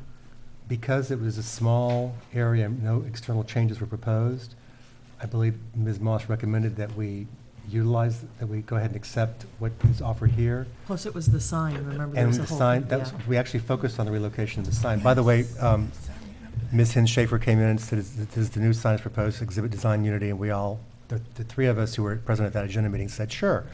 But it'll be up to the rest of the board members to weigh into that. But we're way far away from that right now. The thing I need to point out is that at the time, medical is not listed, it's listed as a separate use, but there's been no uses in here. They were medical a long, long, long time ago, so there's no use. These buildings have been used, as I said, for temporary pop-ups, campaigns have been there, other things were located temporarily. However, under our schedule of uses, daycare is a listed use, so this represents a change from just a general commercial use. Parking requirements are different for daycare, all sorts of things are. So just bear that in mind that this was general commercial, but general commercial is sort of a catch-all for anything that's not specifically enumerated otherwise, and daycare is enumerated as a use. So to me, this represents a change in use, which is why I think that it's important that we make sure that the septic is adequate. And I know that this is obviously a great service and a necessary one for people in our community, so we want to work with you. but I think if we referred this to county planning right now, they'd kick it back because there's not enough information on it. Usually we need to see landscaping, any changes that are proposed. If you're not proposing any, label what's there. Like I said, lighting, do you want to explain how you find, do you even know how you find the foot candles off a manufacturer's tear sheet? I don't. Well, if you can identify, the fixture that's there. It's here. I mean, the one that's proposed is here. Oh, the one that's proposed, but I don't remember if there's any existing, pole lights in the parking lot there. None. Oh, there isn't any? No, they rely on the street lighting. They have little lights on the outside of on the house. Okay. Well, we're gonna need to. There might be something in the rear. I think there might be something in the rear. I can't remember. I'll look. But those should be, it could be also a wall mount pack. That's the thing is, there's so little information on here unless we do a site visit and start hand labeling ourselves. Yeah. You're working with Nevian, who's an architect, I believe.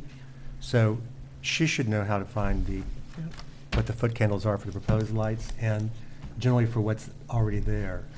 And again, exterior changes are proposed with the playground, so I think county planning is going to take a look at this fairly carefully, also from a safety vantage point. We also have requirements for breaking up the parking with landscaping.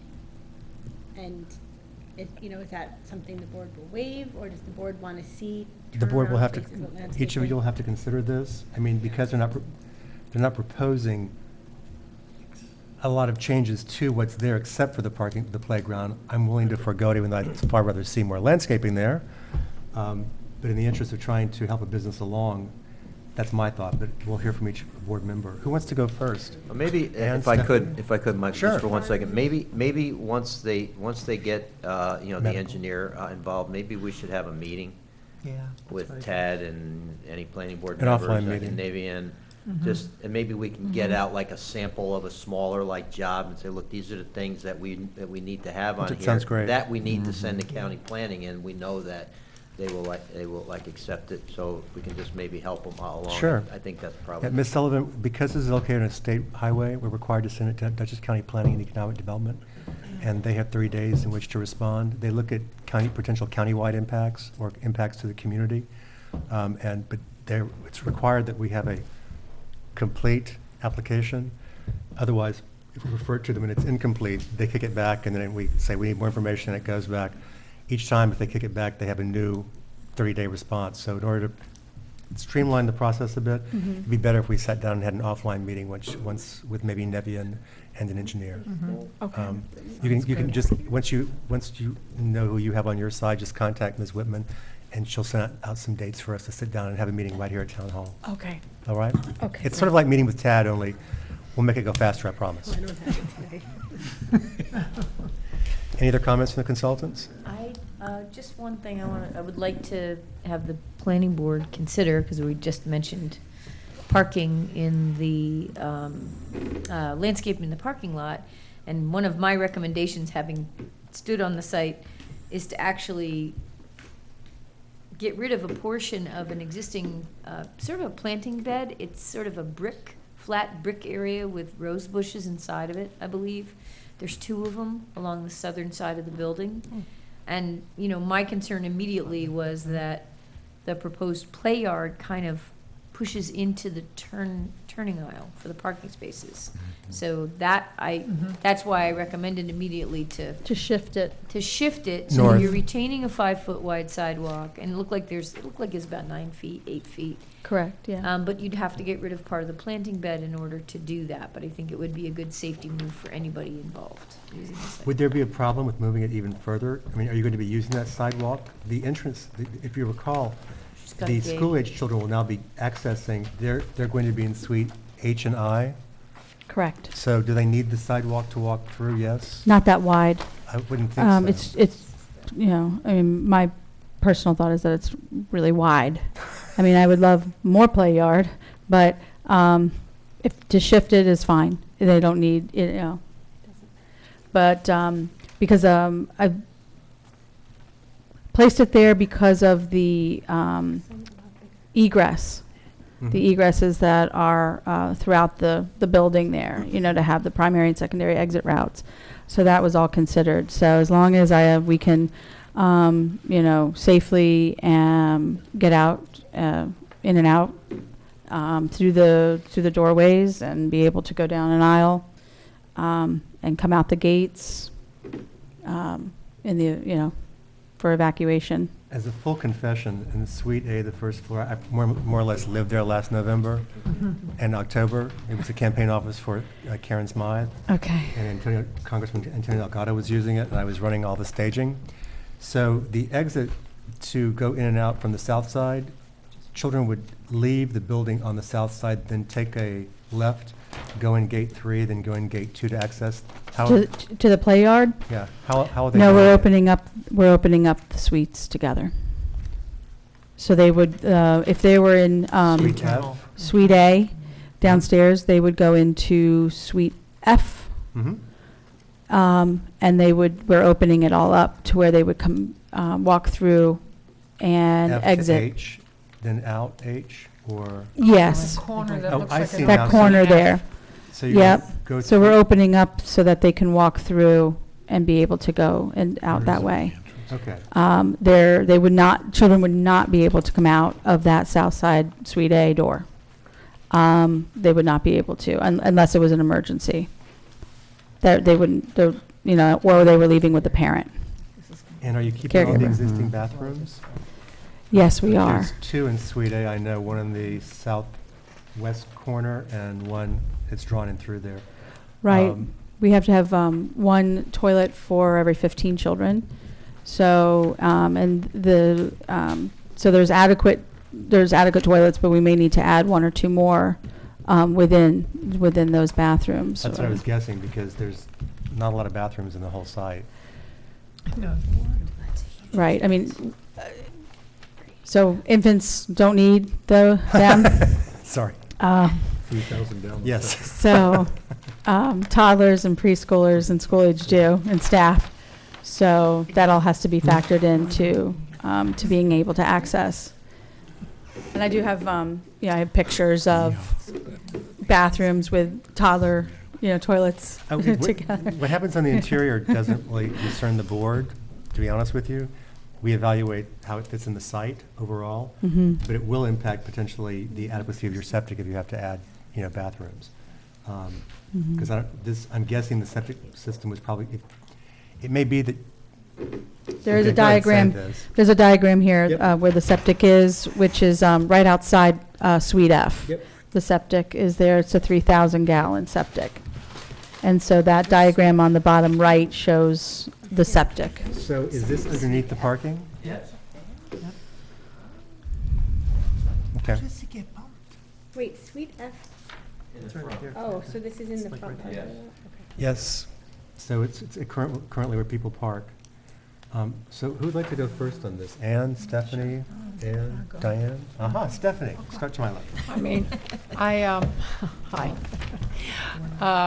I used daycare centers myself a long while back, for about 7 or 8 years. So I appreciate your business, and I don't want to overwhelm you with comments. My overarching comment is to change the intensity of the use. Yeah. The septic is one piece of it, but the number of cars that come in and out. And that this intense use is with a dual use of medical use, where cars are coming in and out. I also have a question before I say anything further. I know there's a dumpster in the back, but had you thought about putting that play yard further in the back toward the trees? So that all the parking was together and the parking was not split? Yes, absolutely. And that can, that's an option? Okay, I just wondering why the play yard was there and why the parking was split, and I'm not going to design your layout for you, I'm just asking. I mean, to be nestled into that area, there's some benefits Yes. there, but it can be freestanding, certainly. And there would definitely be clear protocol of, transporting the children, out and over to the play yard for sure. So that is an option. And is it possible to have some of those lower numbered spots be used for medical patients who can walk through the building in some way? I'm trying to keep the children away from parking, but I'm going to let you. Yeah, I know that there's just a couple employees in Suite G, but a Suite J, but Suite K is a dental office. They have their own entrances? Yes. You cannot walk from the front all the way back to the You suites. cannot. Nope, they're opening. Right. They're proposing to open up the area between Suite F and But Suite H, I believe, and you're going to connect H and I. All right, We're gonna so open here's them the all up. dental, and there's no- Yes, okay. I'm sorry, they're So- going to open up all of these. I'm just raising issues right now. I'm not trying to design it for you or solve the issue. I'm just raising a concern about the intensity use and multiple uses with a lot of cars coming and going.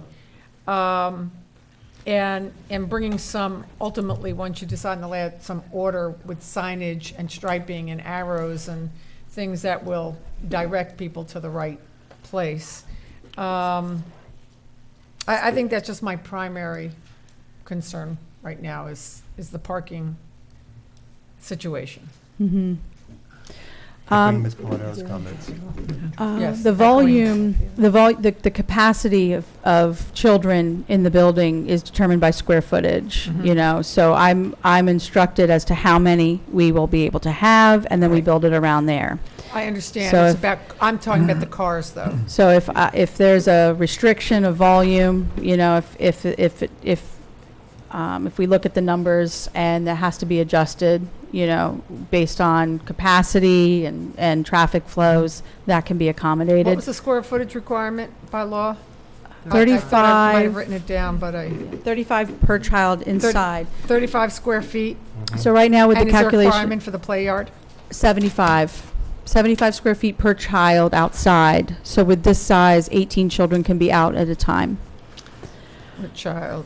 On the inside, how many? So with my calculations, 112 max, based on the square footage that's available. 112? 112 max. That's, you know, that case scenario, based on the square footage. Well, yeah. It sounds like a lot when you say it out loud. 'cause Yeah, I also mean, saw well, it.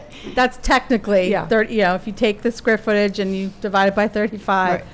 I and heard you say take away 80. take away space that cannot be used for eat, sleep, play. Right. It shrinks it down. You said 80 to 86. 86 staff and children. Right. I read Total. that. So that's Right. really the number I'm thinking about, even if a parent's dropping off 2 children at the same time. I'm thinking about the number of cars that could be coming in and out. So I'm going to just end my remarks there. Yes. So 86. That's my concern. Thank you. Mr. Pickett? 3 items. One is, and it's been covered initially partially here, the individual pickup and drop-off parking, particularly safety and security of the kids. Because you're going to have, you talked about having 3 entrances for different ages. So how do they go to and from? What type of security do you have at the doors, you know, both for entrance and exit? And then the fencing that you're going to have around the play area, if it could be upgraded so it's not just a chain link fence, but if it is, it's chain link. It's the green, same fence woven. that's around the FDR track. We'll have to go take a look at it, sorry. So it's Don't the coated galvanized fence, Oh, it's coded. just like the fence around the FDR track. Yeah, coated. Yeah, I don't know what that Does looks it have a like, color? So I'll have to go look. Does it have a color to it? Is Black. I was going to say, because our code requires chain link fences to be black, so Black. that's what I thought. it? Okay. It's the exact same one around the track at the high Thank you. school. And then, again, you're going to have, it looks like, at least initially here, parking both close to the play area and whatever, to kind of protect it visually, and what type of physical security, so you don't have cars backing into it. Right, there, I did submit, I submitted a picture of the traffic barrier that could be installed along any side that would be exposed to possible vehicle movement. The portable traffic barriers, you know, having 5 to 8 installed. Okay, I didn't see see it. that. Okay. Okay, Again, my biggest concern I initially don't is think I the, have that. Okay. you know, making sure parents aren't pulling up, letting the car idle, go in, you know, drop kids off, that everything is done. No, Oh, the okay. traffic barriers. Okay. I Is- Has to The be the three portable different traffic barrier. Well- entrances and exits, how do the kids Right, the- safely get in and out? Oh, okay. The parents are assigned a door that they would be buzzed into. You know, all the doors, exterior doors would lock from the outside. So nobody could enter unless they're buzzed in. So Oh, it's wait a minute, almost like, sound. it's a Okay. miniature school where, you know, each section of the building is designated for a certain age group of children. And the parents get it. are assigned the section that they're going to be utilizing. So they do Yeah. have to park and bring their kids in. You know, Correct. They just can't You tell know, kids to head off. right. What about back and forth to the bus that is going to be picking up and dropping off kids? How's that handled? So the buses would pick up and drop off on Route 9, Mhm. and a staff is there to receive the children and then walk them into the building. And we would prefer the ramp, so we're designing it to where traffic can, you know, children that can enter the main west-facing door with the ramp and go into the building. And then they would be, you know, guided to their, you know, their place of the inside where they would, you know, meet with their staff. A crosswalk there now? We can't hear I you. asked if there was a There is crosswalk new or crosswalks and a pedestrian. light, but I thought I saw a crosswalk. No, inside the lot. No, not at all. Oh, inside, no. Not at all. There's one by the antique store, I know. As I said, I was there every morning at 6 for many days on end. So when you say the ramp, I take it you're referring to the ramp entrance to Suite F, correct? Yes. There is another door. It goes directly into Suite A. When you first go in the door, you can go right to the left. There's a door there as well. That's, But that would not be utilized at all. It could possibly be used for the upstairs. So if we occupy the upstairs for, you know, tutoring and for, you know, grades 4 and up and go upstairs, then that would be a primary sole entrance and exit for the upstairs. We would just I'd have to work with the fire inspector on that and kind of get some more information So on whether or not that can be utilized. did the number you just did, the calculation number of the 35 square feet, did that include the upstairs? Yes. Yes. It did, okay. It's not a Yes. big building. Believe me, I've been in it. Yeah. And we can't use we can't factor in closets or bathroom spaces or office spaces for children, so it does shrink down. Mr. Pickett, are you done?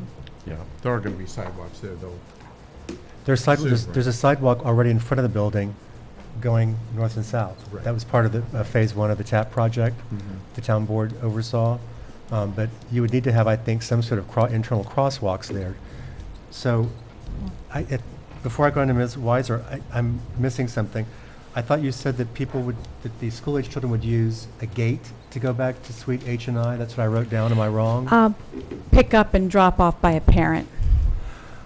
Gotcha. And then we, you know, by Suite H, where the entrances are, there's an entrance there that we would make our main buzz in and be Okay. able to go in that way I understand. I'm sorry, I missed that. So yeah. buses versus parents. The parents and the kids will go into the gate, but always the staff will be using the ramp road.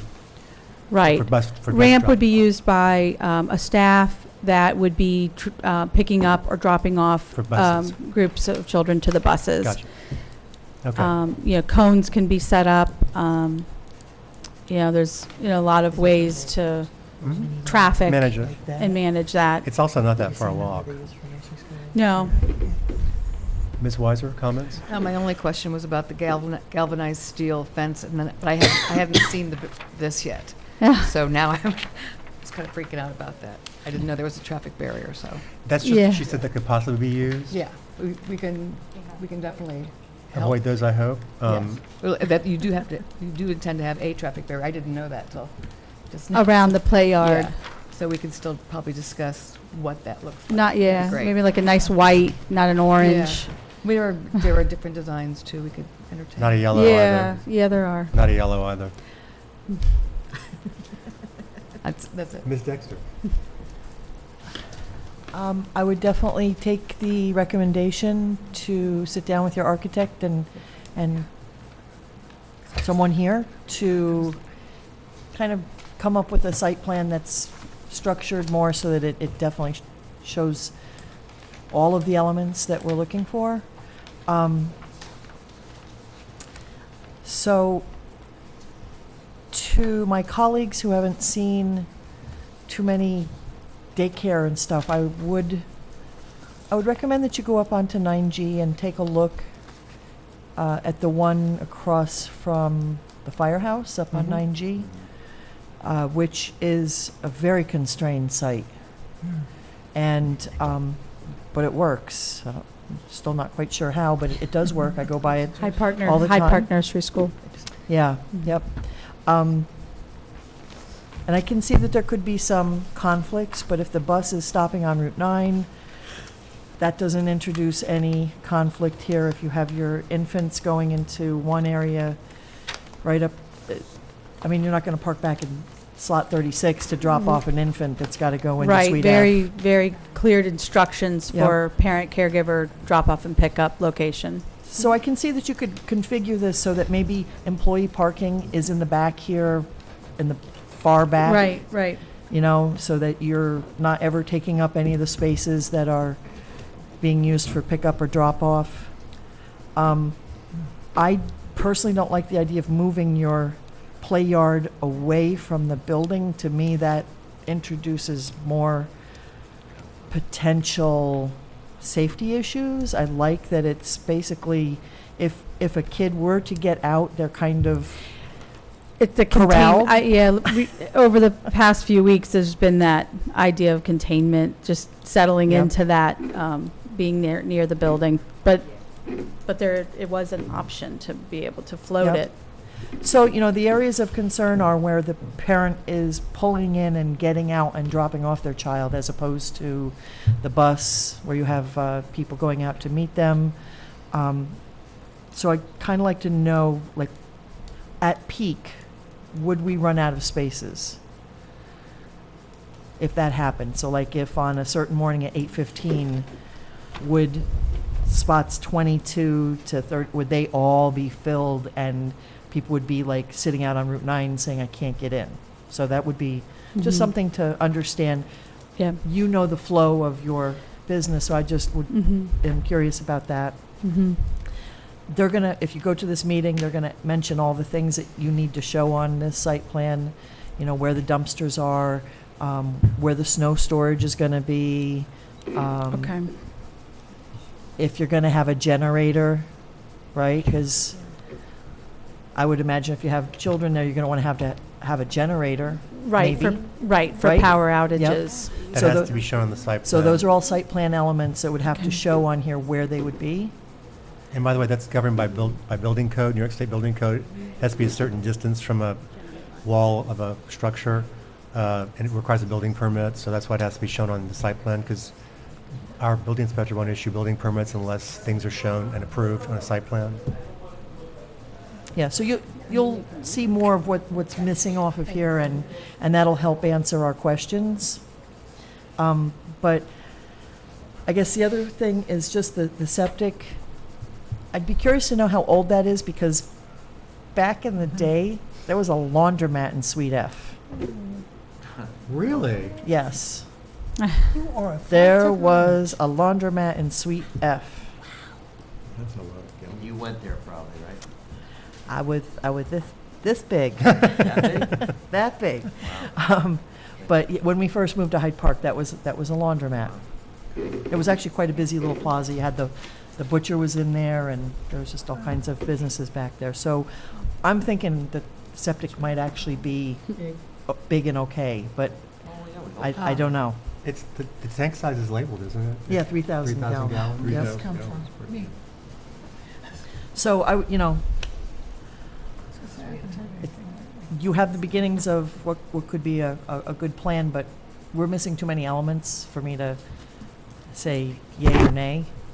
But again, having seen some sites very constricted, if you have a good plan and you have a good communication method to your parents, and, you know, this can all work.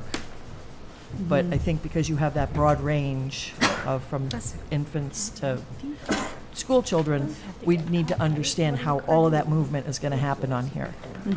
And sometimes it just means when you say, we're going to have a staff person go out and get a baby and bring them in, or, we, you know, just understanding how this is going to flow. Okay? Right, absolutely. Very good. Yep, Thank you so much. Yeah, thank And you. by the way, Ann and I we both, one of our early projects on the board was going through the daycare center that's on 9G. We had a neighbor that was objecting loudly to everything they proposed, so that's why it probably sticks in our memories so well about the plan and how the drop-offs were done, how the cars enter and exit, et cetera. So, because it was, when you're under scrutiny with potential lawsuit, you pay attention, put it that way. And it is well executed. Yeah. It really is.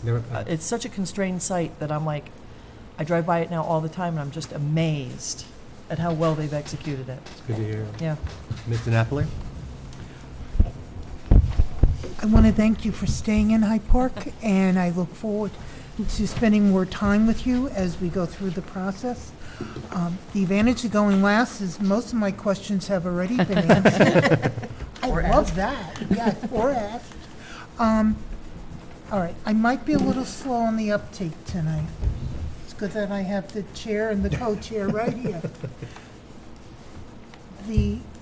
The buses are stopping along Route 9 to drop off the children. Doesn't that stop traffic? They already stop along Route 9. Yes. They pick up children They up and do? down. We have apartments on, we have residences on Route 9. Every morning they go. stop. If you're They caught stop behind it, every believe me, I have a it takes staff a while. I have a staff who's at FDR, and her FDR bus drops her off right in front of No HPE. problem. We can move So right on. I have a staff coming to work on a bus that stops at Route 9. And if you're dropping off and picking, it's more at the end of the day when they're going to be dropping off the children. When they're bringing the children down to the Route 9 for the buses. And as we're having this discussion, all of a sudden I'm thinking, this is year-round, we have good weather, we have bad weather, we got these little ones, and they look adorable in their raincoats and their hats and their galoshes. But if it's bad weather, I don't know how realistic it is, and it may be like one of my less intelligent ideas. I'm open to hear that. Of a shed, something that to kind of protect the children. While they wait. Because also, you know, They usually wait inside, though. they will stay inside until the buses, I mean, realistically, I mean, how does that work? That's a very good question. So, I mean, currently, right now, we have it very well timed because the drivers are amazing, Yeah. you know, and everything's just so well timed. And the staff and I work together to time it to, you know, and we have somebody out on point because we're in the back of HPE and we have to Right. bring them all the way to the front. Yes. And we have a constant back and forth with that large premises. So having a staff on point, buses It's gonna be here, like Easy Street. and then they for come you. out. I mean, that's how we've been doing it for years with the drivers, where they know we're coming. We just have somebody out, and usually it's me, They wait. waiting, and I have the walkie-talkie, and I say, it's time to come out, you know, Okay. because, yeah, and it's just safer, and it keeps the children dry and warmer longer. So And a lot it's less very quick. expensive than having a shed built. It's just quick to do, but it's not that far compared to what we've been doing for the last 6 years. It's like very just out, you know, compared to how we're doing it. In the best of all worlds, a ballpark of when you had hoped you could open. I'm sorry, repeat that. When were you hoping to open? Yesterday. Hoping. November 1st, December 1st. Okay. Before the end of the year. That's correct. I agree with my colleague colleague, Ms. Dexter. I think there's a lot more we need on the site plan to make it clearer. Yeah, I agree. I agree. And because it's almost scary that the light fixture is almost the same size as the site plan, which makes it a little difficult to follow it all. But again, thank you so much for staying in Hyde Park. We'll work with it. Yeah, thank you. Yes. Yeah, they'll get those details. Yeah, even though I sometimes have sounded stern tonight, it's nice to see a building that's been sitting empty for so long fill up. As I said earlier, it's a great use, obviously, for parents and anyone who needs it in the community. A couple of things from me to conclude. I believe you said that there are 5 school buses and that their peak times for dropping off are 7:35 to 9:15. Pickup peak time would be 3 to 4:35 p.m. You also noted that the same times, 6:30 to 9:30, so a little bit earlier, but the same peak time for parents to be going into the drop-off, and 3:30 to 5:30 is the pickup. Just want to make sure that we're all aware that there's potential conflicts There's there and overlap. with Right. all the peaks, which makes sense, by the way. So the first bus is the Haviland, and that's 7:35, and the next bus doesn't arrive until 8:45. Yeah. So we have that early Haviland bus, and then there's a lull, and the district shifted start times 10 minutes. So it's not till 8:45. And That parents means are Then 4 buses come from 8:45 to 9:15? 8:45 to 9:15. That's the overlap I'm talking about. I understand the staggering first, but then the next 4 are all in a very small time period. Yes. Okay, And thank then you. by then, parents have dropped off. By then. You tell me your peak drop-off for parents ended at 9:30. Well, currently our before and after school program right now is 6:30 to 9:30. And so that's when we operate in the morning. But the parents are all done dropping off definitely by 8:15 because they know we have to put their children on buses. So, and they're on to work. But in regards to infant, toddler, preschool ages, that's And that you said a this different- is new, this is an expansion of your current use. right. We have not been operating infant, toddler, preschool. So we'll assume that it's going to be the same more or less rush hour. Are some people dropping off children who you'll then put on school buses? Is that what I heard you say? Who aren't? Some people will be dropping off, say, children at, say, 6:30, and then you'll be responsible for them for an hour, hour and a half, 2 hours, and you'll put them on the bus to go to Yes. school? Oh, Okay. yes. So there's intake and outtake, so to speak. Mm-hmm. But after the last bus picks up at 4:35, after that it would basically be parents that would be, or just parents? Correct. Because of the way the school district Yeah, is after staggering the Haviland buses. drops off at 3:05, there's no bus until 3:45, and then it's for 45 minutes, those buses from the elementary schools are dropping off. And Then it's done. Parents are picking up do you from, get students from all the schools in Hyde Park? So Violet Avenue, North Park, Ralph R. Smith, Netherwood. and Netherwood. Mhm. I know those are all staggered. Yeah. Clearly, okay. So most importantly, because you heard from everyone about the parking spaces, we're going to need to verify that the number of parking spaces is adequate. Do you intend on putting up signs to the front or the lower numbers, as someone rephrased it, 1 through 6, 7 and 8? Do you intend on putting something like for infants, toddlers only, or parents of, are you going to regulate it that way, or is it just going to be verbal? That's a great suggestion, and if I'm able to You can. put those Directional directions signs? up, Yes.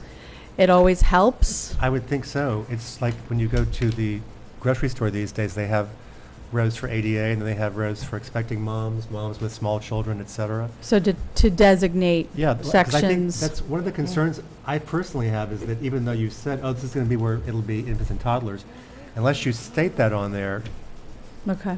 people may violate. Right, should well, be to help agreement. any parent dropping off an infant in a car seat, because that's primarily where they're coming in and that baby is sleeping. So to be able to park close and haul that, package in, safely and conveniently is very important. As planners, we're supposed to sort of, in the central parts of our community, to promote pedestrian walkability. We're supposed to try to avoid drive-throughs. And I love that our county planner, who reviews for Hyde Park, as soon as she had her second small child, said, those drive-throughs are great! Because it's a lot harder to get 2 kids out when you have 2 seats in the back, et cetera. So That's why I'm thinking about young mothers or young fathers, but either way, trying to get infants and toddlers out the back seat, et cetera, struggling with that. So I assume that you're going to have a safety plan for evacuation. Always, yes. I think that Ms. Moss will want that file, some sort of narrative file with us with what happens, because if they go outside, we need to have a designated area where they would be shown. Where they muster up. Yep, on the site plan. I did hear, when Diane was talking about a shed, I think the better way to put that would be possibly like a bus shelter to be utilized, but. That would be nice. Be very nice, but they're expensive, trust me. Nice. Pete already mentioned that we need the engineer to verify the adequacy of the septic. The one thing I have about the play area, I do think it should be shifted. I agree with you, it'd be nice to have it larger. However, there's no shade back there. That's just an open, naked space. They've all Where heard it this is a zillion currently? times, where you're proposing it. Mhm. I'm from the South, and I'd hate my teacher if I had to play like in the heat we've had lately outside in that playground. I would. There's no trees, no nothing. I don't know how you could make it, to improve that without relocating it, yet I also understand the Solar panels. the sort of niceness of keeping it compact so that you can get in and out quickly to the playground area, et cetera. I've been thinking about, I mean, it was 98 degrees just 2 weeks ago. And maybe you wouldn't have the kids out during that time, but it seems sort of more awful to be stuck inside with recycled air the whole time. So I just want to rethink. Can I make a suggestion? I just thought of it. Because it's all asphalt, you can't, but you see it advertised it'd be rubber now. on the rubber, which will produce even more heat, the poles with the material across, like. Oh, the sails? The sails, so that it would then provide shade and something like that, because you're talking about basically 4 posts and a lot of canvas. Yeah, they're very nice. Those are very nice. Just want you to think something about so that there could be some shade for the kids. The proposed traffic barriers, I'll just go ahead and say this in an unpunning term. I don't think they're very attractive at all. I wouldn't want to see those in front of the fence. And further, I don't know what the dimensions are, but that's going to also restrict your turning radius more. So I'm not in favor of those at all. We can help you. You will be seeing, if you're traveling on Route 9, you will be seeing the play area. You can see the area now, not easily, but because the Healing Arts Center is set so far back, you have a very clear view of the traffic. Also, just to let you know, because I got personally yelled at a couple of times, if any of your parents try to use the parking for the Healing Arts Center, they'll get out and scream at you and tell you no. Okay. So we had huge amounts of volunteers. The parking area was completely filled when this was a campaign office, just Suite A, because some people coming to hand out literature. The people would park over there, and they had someone just standing out there after a while saying, "Get out, get out, get out!" So it's just, you may have to make sure you have a good neighbor policy there. The play structure, the Amish pirate ship, it was a pirate ship that I had. That's a wish. That's a wish list. Cute. I just don't have enough space. If that was in, the children wouldn't have any space to run or do scooters or bikes, and that was the reason why of the space to keep it open for that gross motor. And but that is a wish list. That was just a printout of a wish list item that I would not I could squeeze it in. I looked and I was like, that's going to take up the whole space. It's not. Yeah, it's just a wish list. The other issue is considering moving the play area over. You have labeled one existing flower bed, but I'm pretty positive that there's an existing flower bed that matches that on this side. There's 2, runs all along there. Yeah, that's what I was going to say. I'm actually suggesting to obliterate part of one. I think that was the plan there. If we That's why it's obliterate not part of one, then we're going to have more take it landscaping out. in this. That's what I was going to lead to. No one let me finish, sorry. Sorry. If we're going to obliterate landscaping, then we're going to have more landscaping elsewhere. This cannot be a building sitting in a sea of asphalt like it is right now with even less landscaping. I think we need to look at losing a parking area somewhere to add some trees, something to soften the whole black surface that's there right now. Sort of last but not least, do you intend on using the playground like when it's cold but not snow on the ground, et cetera? Yes? When there's not snow on the ground? Yeah. Absolutely. Okay. So is it easy to remove snow when it's a gated area, or wouldn't it be harder? You have to shovel it over or get it out the gate, or just hand shovel? We could shovel. We could do a snow blow. Okay. We could shovel it and, wheel it over to the tree area and place it in the back there. It's not, so we would, a little bit of salting, sometimes just that, to make sure that there's no ice on that. So we would have to really maintain it to be cleared through the winter time. You'll also have to maintain some of the area to be cleared around the gates, et cetera, as I understand it. Right. Can you A use lot a of snow work. blower on rubber? That's a good question. I mean, I'm it's, gonna guess yes. it's a good question. I use a snow blower all the time. On- It just on- needs a smooth surface. On rubber? Right. Yeah. Aren't there This blades? isn't. Yeah, but no, they have No, There's a shovel. The blades don't go into your concrete either, or your driveway. My asphalt would be dead by now. There's a trough on the bottom, and that's where it churns it up. So it's smooth. What you can't use a snow blower on. What you can't use it on is gravel or oil and chip, because the stones will get through and break all your blades. Even the small ones, they'll cause jams, etc. Experience with that. That's the reason why I know. So, at any rate, you've had a lot to digest here. Could I ask just one last Sure. question? When you have a daycare, do you need any permits from the Dutchess County Department of Health, or no? No. It's No, because we're licensed through the Office of Children and Family Services, the Department of Health is, Not involved? they're, Okay. But do you ask for Department of what from? Health. Yes. Had we had the short EAF, I would have seen that it's OCFS. Sorry, that's why my questions were kind of dumb, because none of us have seen any of this so far before. So, whenever you're ready to set up a meeting, just contact Cynthia. We will, because I think if we can get the basics outlined, we can then move this forward more quickly for you. And I take it is the school district moving back into the Hyde Park Elementary School? I'm not sure. On ne sait jamais. Sorry, qui sait, as the French would say. Who knows? I'll contact the department. We work well with them. Yeah, I'm not sure. But I know that you've had a place where children are intended to be, and there's pathways and sidewalks, etc. Fields and Fields in the swings. back and swings. Mm. I actually, as a volunteer project for a Master Gardener program, I created a garden in the back with the second graders there for a while. So in the rear, I don't know if it's still maintained there, but it was nice. But it's a great space, and you're going to a much more constrained one, which is one of the big issues you've been hearing here. So, but again, it's a good use, and you obviously need to keep it where our residents can access it fairly easily, and Route 9's probably the best place for it. Yeah, to find a new location at this time, It's is, tough. to be convenient for families. So this location and this building, to make sure. So I appreciate all the help and guidance these to tend to make be sure that long-term, this would so be. Oh, yeah. Why don't we get it right? Yeah. Some of the other buildings, they just don't have the egresses, limited parking. So That's one this advantage was. of this, because it was added onto so many times. It's got tons of egress and ingress on it. So, Yeah. anyway. It was nice to meet you. Thank you. And we look forward to working with you offline for a bit before we come back up. in I'll try to public. keep preparing, gathering, polling. polling. If you need something, you can always contact Cynthia, and she'll contact me, and I'll call you back or whatever, if you have questions. Okay. We really are a friendly board, I promise. We run a tight ship. That's good.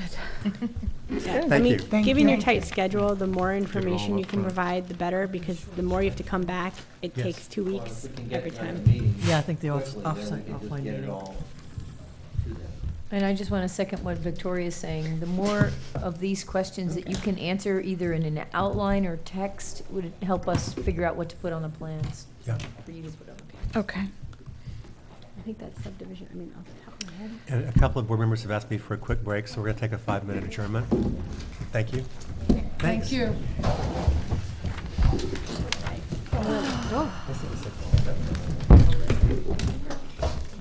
Are we taking a 5-minute break? Did he just say that? The next item on the agenda is Taconic Realty, Ballard Avenue. This is an interesting application. The applicants are seeking approval to subdivide a plaza that was developed in the 1970s into 4 lots. Each lot will require site plan approval. This has been discussed more or less endlessly. There are a number of additional comments initially from CPL, our consultants, that's been narrowed down substantially thanks to your work, Ms. Leibold. So first, there is a new CPL memo, as you know, that you received August 6th. Some of those will be need to responded to, but I want to thank you for your work in revising the plans and addressing almost all the prior comments. The only one that I have left is, and we were just discussing this over in the corner, we're just discussing with the consultants, so let's make sure our consultants are listening. The scale calculation, and I don't mean the size of the buildings and the drive aisles.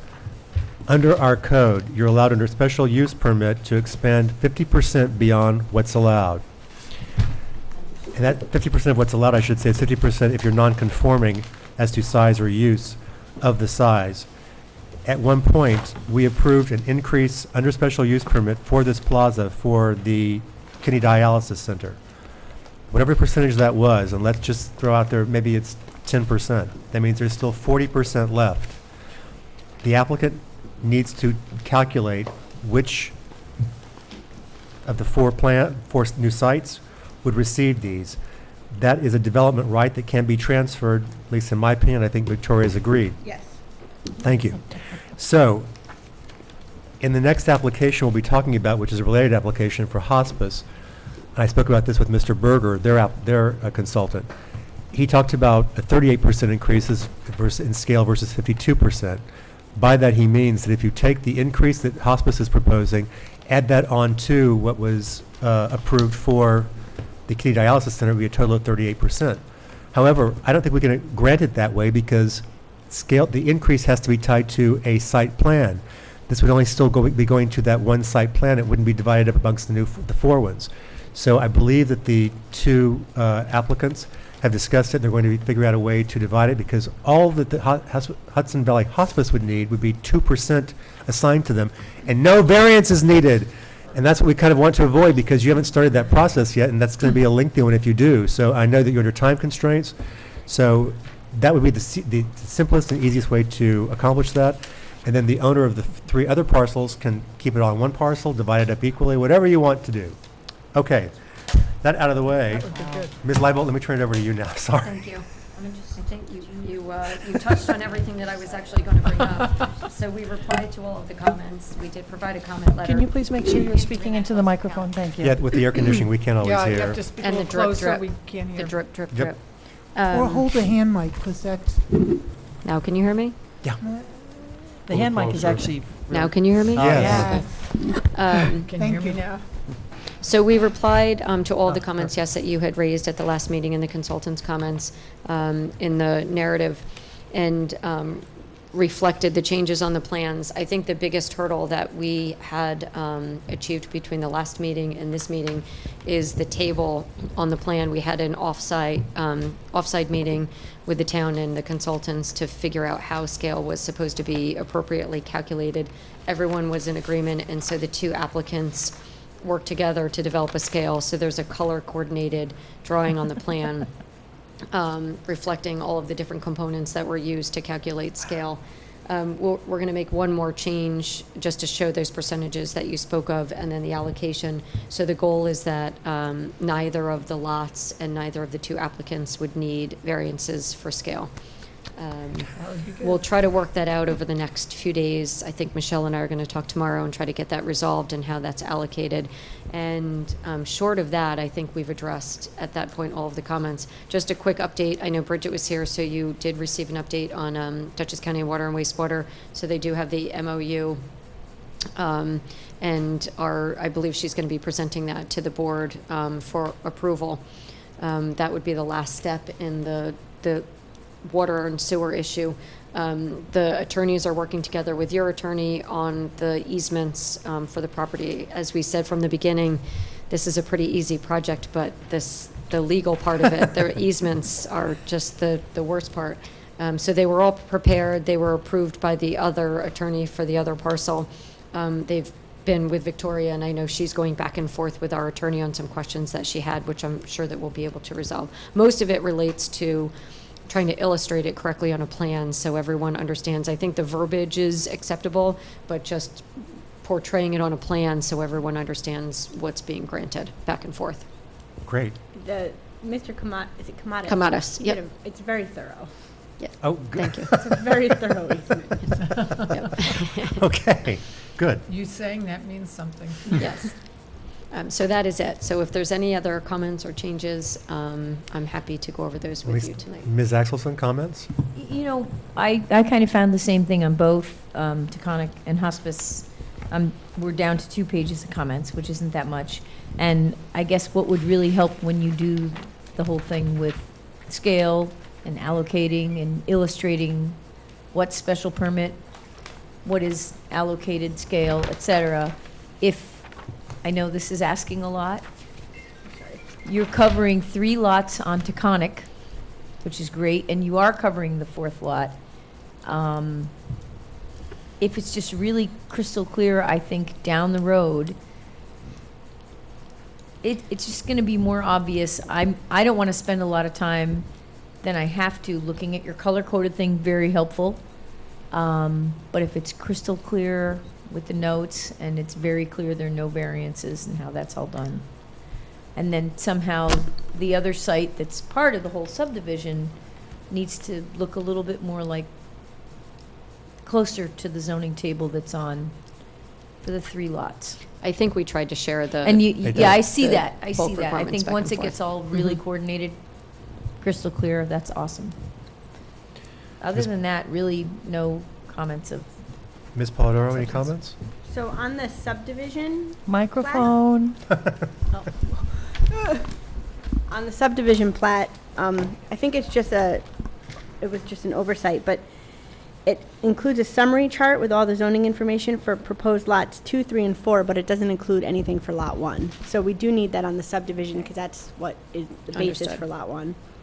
And then just make sure that gets updated with the scale allocations. And when you Right. do your numbers, it's helpful for us if you can show a percentage increase as well, because the code goes by 50%. Yes. So, you know, the Yes, less math we'll I show have it, to do, yes. the happier. Michelle's comment. That's what I'm talking about. Yep, we'll change that on the table. There's also a note about an adaptive reuse increase, and in Take this that off. case, I don't think we're considering this an adaptive reuse because it's commercial to commercial. So it's just special permit would be required at 50% or more. Which they've already applied for.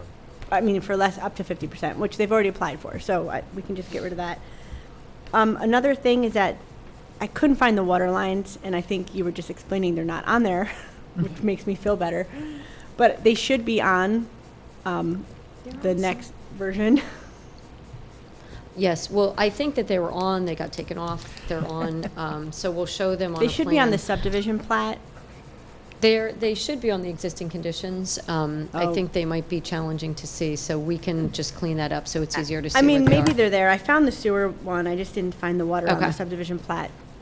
We'll fix it, so it's easier to see. And then I was suggesting that an easement plan be prepared, be showing, because there will be easements to DCWWA for the water and sewer lines.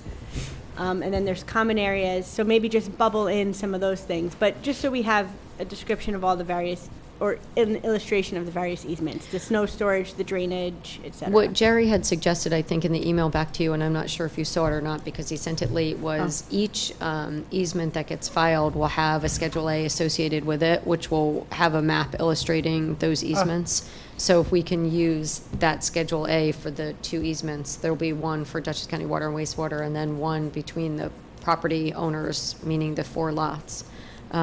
So if that would suffice, because that's what's going to get filed. So Dutchess County Water and Wastewater is going to want their own easement, and theirs will likely be meets and bounds because it's defined utility lines, whereas the easements between the property owners will not be by meets and bounds description. Right, yeah, I mean, that's fine. I think it just needs to be shown on the site plan or the subdivision plat somewhere so we have a record of the easement as well. And then the other one's a question for Pete. The applicant gave us a stormwater easement and management agreement. but I didn't think they were doing a SWIP. And so it's in favor of the town of Hyde Park, and I just wanted to talk to you about that. Is that something that we need moving forward? There is a stormwater facility. Well, there's a stormwater facility, Yeah. you know, for hospice. But I think that takes water from the whole site. It does, and it was the agreement to allow the town to come onto the property in case they had to do inspections. Right, Your it's the standard agreement we get when we get a SWIP. But we don't have a SWIP. But we don't have the SWIP, so that. Because they're not disturbing more Correct. than an acre. Mm-hmm. Right. So So my question I is, don't know so let's talk why. about it. Yeah, so we'll Okay. talk about it.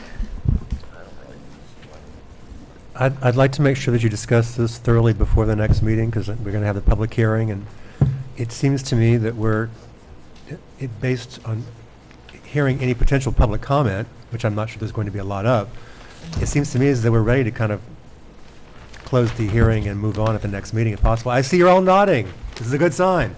So I'm being directional here for everybody, but we seem to have come to a point where, as Liz said, the comments are down to 1 and 2 pages, and one of the comments about the variance I don't think will even be required. Right. They won't need anything through the ZBA because we're going to assign the potential increase through the special use permit out to the lots.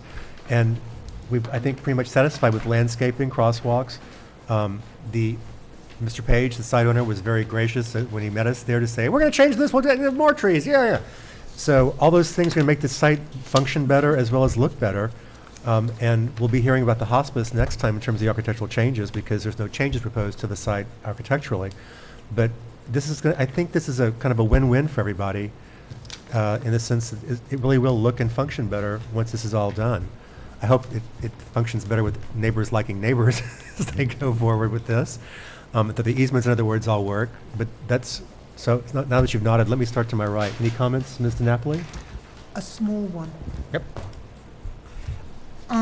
In the comments that you replied to from Liz's statements, there was the question when we were out on the, on-site about the landscaping in front of building number 3. Yes. And in Liz's comments, she wrote that the landscape would be a minimum of 5 feet wide, and or whoever responded said, yes, there would be the landscaping. And I know this sounds trivial, but I've learned, you didn't state how wide. Is it going to be the 5 feet? I believe that we pulled it back 5 feet. I believe that we pulled it Okay. back so that we had that. The concern is what goes in there, because you have the road, the landscaping, the sidewalk. And then there's a yeah. little bit you had asked for because if a car backs in, we Right. didn't want the sidewalk, so I think there's either 2 feet or 18 inches. But that landscaping between the sidewalk and the road is, snow, heat. I just assumed it was going to be grass. Okay, that's I what we think would that's prefer. what we were talking about. Yeah, Okay. that's really not more landscaping, that's more protective barrier for people walking. For the sidewalk. And Yeah. does Correct. that make it easier to keep, I guess my thought was like, well, we're just gonna have that narrow strip, which No, I would think not we- have accomplished. I think we pulled it back so you had They the. did. It's Okay. 4 feet and 5 feet along lot 3, Yeah.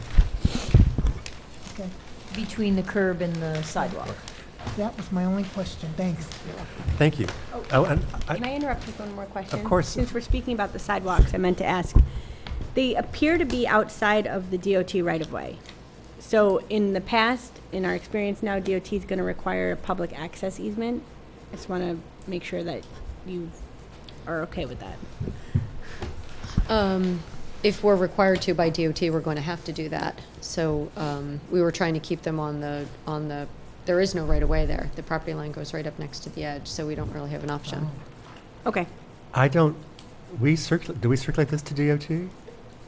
I'm not sure we did, but. I don't think we did because there was no activity proposed within the right-of-way.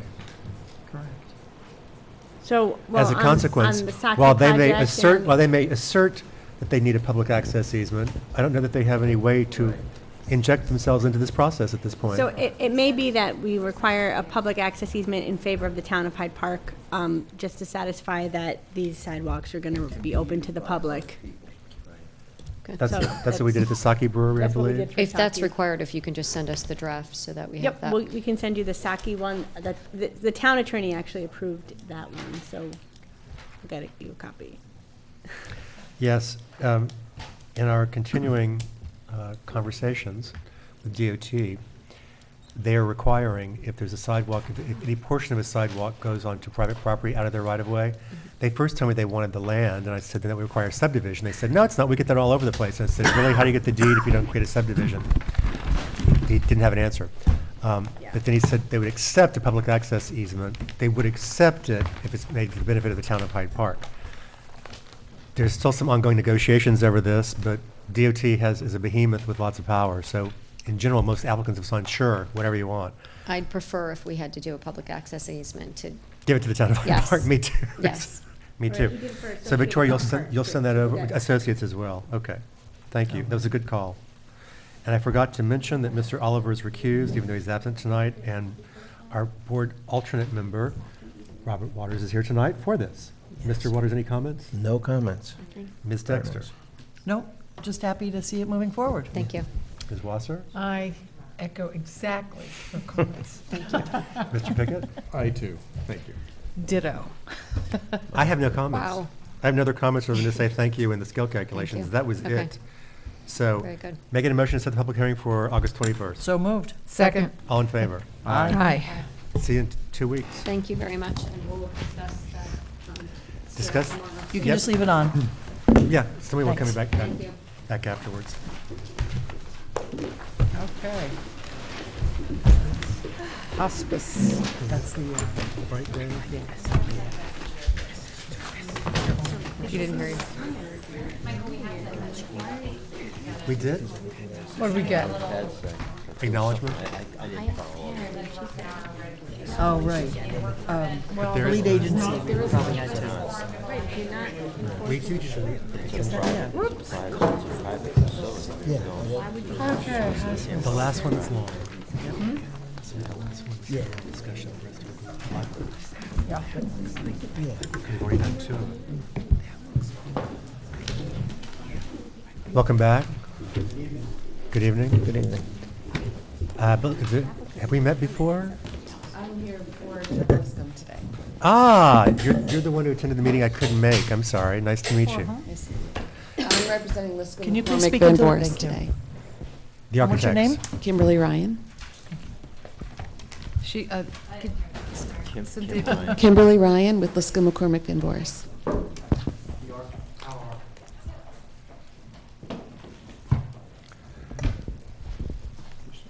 Okay, so in the interim, I seem to not be able to speak tonight. Mr. Berger went through and provided detailed responses to the last memo. They've made some changes to the elevation. They made some very quick changes to the elevation based on a sketch that Mr. Waters provided us. It basically involves changes to the, is this on? It is. It was working. Yeah, there we go. Changes to the employee entrance that would better reflect the main public entrance. So that's one of the last items to be discussed tonight. This was just sent over to us, I believe, in the last, maybe yesterday. But I asked everybody to try to review it before tonight so we could have some intelligent conversation on it. I'm not going to go back into the whole scale issue because I think we've resolved that. But one of Mr. Berger's responses was that if you look at the entire site, it's a 38% increase in scale, which is correct. But then once you have the new site plan, it would still need to be, because that would have been assigned to the old site. So if we can assign them out like we're going to, then that obviates the need for that to be discussed any further. Other than that, I'll turn it over to you guys. You've been very responsive, and I think that we're, like I said for the last one, I think we're ready to set a public hearing and then consider voting in the next 2 weeks. We can get through whatever remaining small things are left. Ms. Zerfas. I think you pretty much covered it.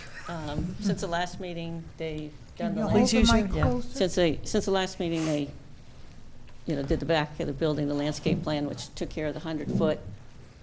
And then the other changes have all been basically to the building. And as the architect is here, I can let her explain the changes.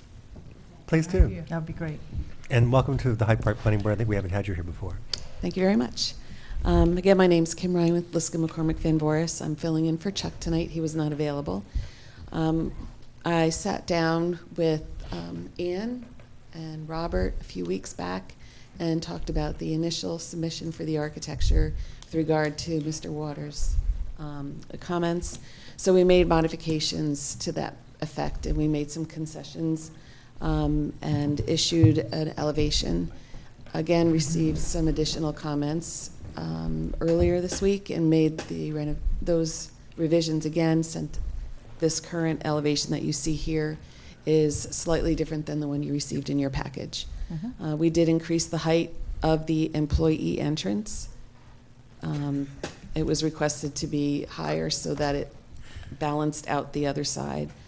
I can't help it, Joe, you make a great Vanna White. It's like, I said Vanna White, I was going to say It's Carol gonna be Merrill, but that turning really wetter shows my soon. age. Jeez, yeah. Carol Merrill shows my real age now, so. We also added awnings to the windows to add some additional visual interest. And we agreed to repaint the existing building in some deeper, richer colors. Oh, good. And try and bring it a little bit more current. So those are the differences between the initial submission. Oh, the mansard roof was removed, and I'm very happy about that. That was the myself. biggest change that I noticed, to be honest with you, was Yeah. the removal of the mansard roof. Yeah, and it would have been challenging to even make the reds be similar after all these years of aging. So I think this is a more current look. The one request to have those 3 openings above the employee door, we're discussed earlier that we would like to not leave them open because my concern is that the birds will find a nice home there and leave droppings. So we're going to do those as recessed panels that would be painted. So I'll update those notes for the next time around because we had them open with bird spikes. And I don't think that's the look that we want by leaving them open like Mr. Waters requested. So we'll make that modification for the next submission and update that they'll be filled in.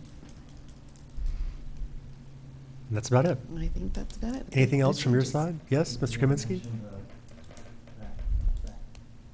Strip above the grant will be a little bit narrower. He had requested that we reduce the amount of the light colored tone to a smaller percentage like the other part of the building, just out in the hallway. So we're going to consider it and see how it looks, but. Oh, I see. I understand what you're saying now. Yes. It's Yes. this The match. amount Yeah. versus this Yeah. amount. Try to narrow it down to balance it better. Yep. Okay.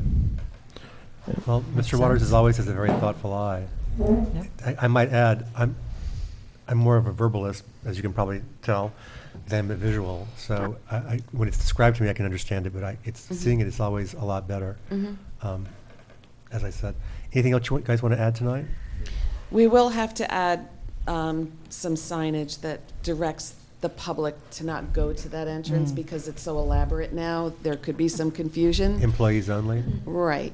So that's one of our concerns because we were initially having it more minimal so that there wasn't confusion. And so we will probably add some signage saying staff entrance or please use other door or something so there isn't that confusion. Staff entrance now. only sounds nicer. Yeah. I believe as long as it's below 2 square feet, it doesn't have to be shown on the site plan either, because it's just informational, it's not advertising. It'll be back underneath. That's what I thought, yeah. Yeah. So, Ms. Eccleston, any comments? Pretty much what I said before, trying to get the zoning tables on the 2 sets of plans a little more coordinated. Good catch on Victoria's part that this lot wasn't part of the overall subdivision plat. And it needs to be. Yeah. And I did see the water lines on the site plan and wrongfully assumed that referring to the site plan from the subdivision plan was going to do it, but agreed they should be on there on the subdivision plat. So most of my comments are pretty technical. Great. Can be conditions, if necessary. Mr. Sotero, comments? No, the couple small ones I had, Liz incorporated them into the memo. Joe, as far as the retaining wall goes, I assume that those are going to be designed by Stone Strong, Yes. or whomever you're going to use. Yeah. All right, so we can make those like a condition as part of when you apply for a building. That's typically when permit. we submit them with the building permit, and then we Yeah. do certification upon completion. Yeah, okay. All right. That was it. Can we go backwards? Yes. Yeah, we can go backwards. So I added in both on Taconic and Hospice to give us details on the signs, but I'm aware that sometimes site plan approval will happen and then they'll come back for their sign permits. So that's all. We've been in contact with Timely Signs, so they will be coming in with a separate sign permit. Microphone, but I heard you. Okay. And I'm not going to shill for anybody, but I will merely say that out of all the sign people we work with, Mr. Bikert is one of the better ones because he's actually read the sign code. Unusual. So that if you propose something that's not to code, he'll tell you, he'll say, you'll need a variance for this, et cetera. Many of the other sign companies do not do this, and it's up to me to be the heavy to say, go get the variance. So I wish you luck, and just remind the board, there are two ways to get signs. You can get as part of site plan approval, or they can come back for a sign permit. Either way, it doesn't make a difference. And of note, this was a direct, because this is a shopping plaza of sort, or medical plaza, whatever you want to call it, it had a single directory sign, possibly a second. But now each will have its own signage because it's right. 4 new site plans. So just something to note. Ms. Polidoro, any comments? Not specific to this. I mean, the tables have to match, the scale issue has to come over. It's good that we don't have to go through the variance process if they do what they said they were going to do. One holdup or potential holdup would be that would it be a condition of filing the plat that the county form that Park County Sewer District? So that's something we need to talk through internally because I do see that taking a little bit of time to happen. Otherwise, the option was the Transportation Corporation, which is also going to take time. So we just need to sort that out from our end. Because this site plan will be contingent on the filing of the subdivision plat. Could we make that, depending on the time frame for the county to do that, could that be something for CL maybe? No, you can't have, I can't sign a site plan unless the subdivision has already occurred and been filed. Subdivision occurred. There is no CO just on the subdivision. The Oh, CO is tied to the site and the county plan. thing affects the, I get, yeah, okay. I get it. Subdivision. In other words, Got it. we can approve we can consider approval, sorry. We're not supposed to say how you're going to We vote. would have conditions. And with conditions. One of the conditions would be working with DCWWA to either form the Transportation Corporation District or to have the Park County Sewer It's District. Park County Sewer District, right. The advantage that Bridget mentioned earlier, or Ms. Barkley mentioned, is that if there's an issue, then the county can go through and actually levy, put a lien on the taxes. So that's probably why they're preferring that, but that hasn't been I think resolved if the town would completely. prefer that as well. The town would doesn't certainly prefer want that. Any more transportation. It's the truth. We'd rather not have transportation Right. corporations. So, but that's just something to work through, but I mean, it was the first we heard of it tonight. it is. The issue is that if that can be worked out more quickly, then I can sign, as soon as you can file the subdivision plat, then once you've met the conditions for your site plan, which you could be working on while you do the conditions, this is meant to be running in parallel. But if it happens that you meet all your conditions for site plan, I still can't sign them until the maps are filed, because there's no. Understood. Yeah, well, of course you do. You've been doing this a long time, longer than me. There's no lot. There's no lot to sign on. So, Yes. at any rate, that's been my concern all along, was how to get these to go so that the subdivision can actually happen first, because so much of what's important legalistically is tied to subdivision rather than to site plan, or rather, has to be solved for subdivision first. Right, and I think we're almost there as far as getting the plans to match and all that other stuff. But I just, when I heard that tonight, I was thinking that's a potential time delay. It was cringeworthy. I cringed for a moment there, because you're talking about a lot of entities, and the DCWWA board has to approve it as well as other, so Mr. Kaminsky's nodding. Remember, he's the one under the time gun. Nobody else is. It's his organization that is. So that's what's important to me. Anything else? That's it. Board comments? Mr. Waters? The only comment I had was that the recess panel be deep enough that it shows a shadow, but that ephes fascia, you're gonna go into keynote 4 and 5, I guess, actually on the plans. And I understand now that, by just having those recessed will allow the ceiling to be suppressed so that it won't have to be finished on 4 sides on the inside. So I understand. So it'll be a cost savings that way. So it'll work out great, and it still has the same effect, I believe. So I think everything, I applaud you that the color, I think bringing it up to date on the colors, making it more with today, it works. I think the awnings were a great, addition too. So overall, I think, you met all the criteria I was worried about, so. And if he's happy, we're happy. Ms. Napoli, additional comments? My official comments are, thank you so much for listening to the suggestions. I think the building looks great.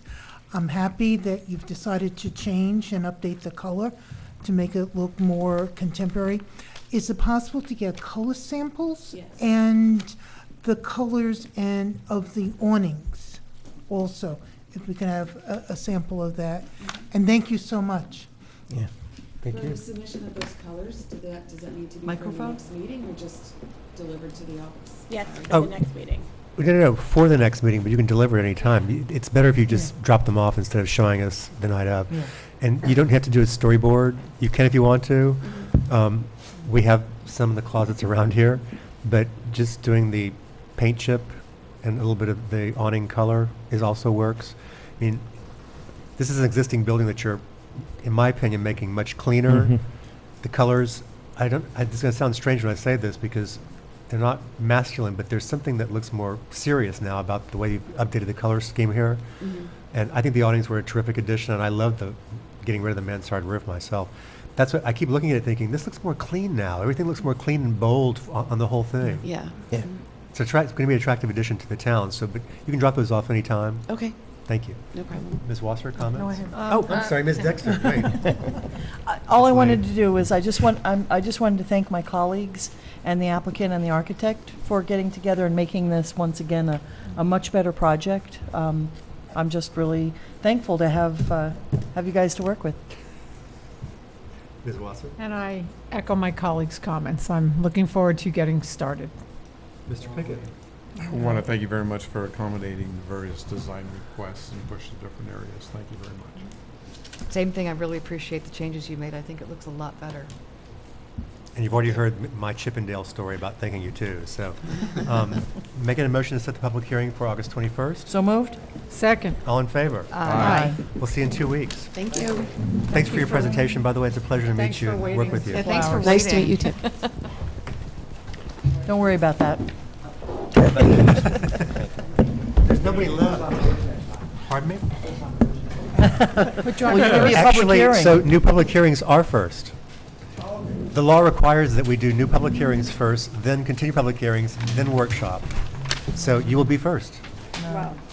After Don't- anyone else who already had the public hearing scheduled. It's continued, then new public hearings, continued first. Sorry. Okay. My brain. is Take on care, your Ms. fry. Berger. All right. Okay, the next item on the agenda. Oh, the new, Do I need to leave? You may leave.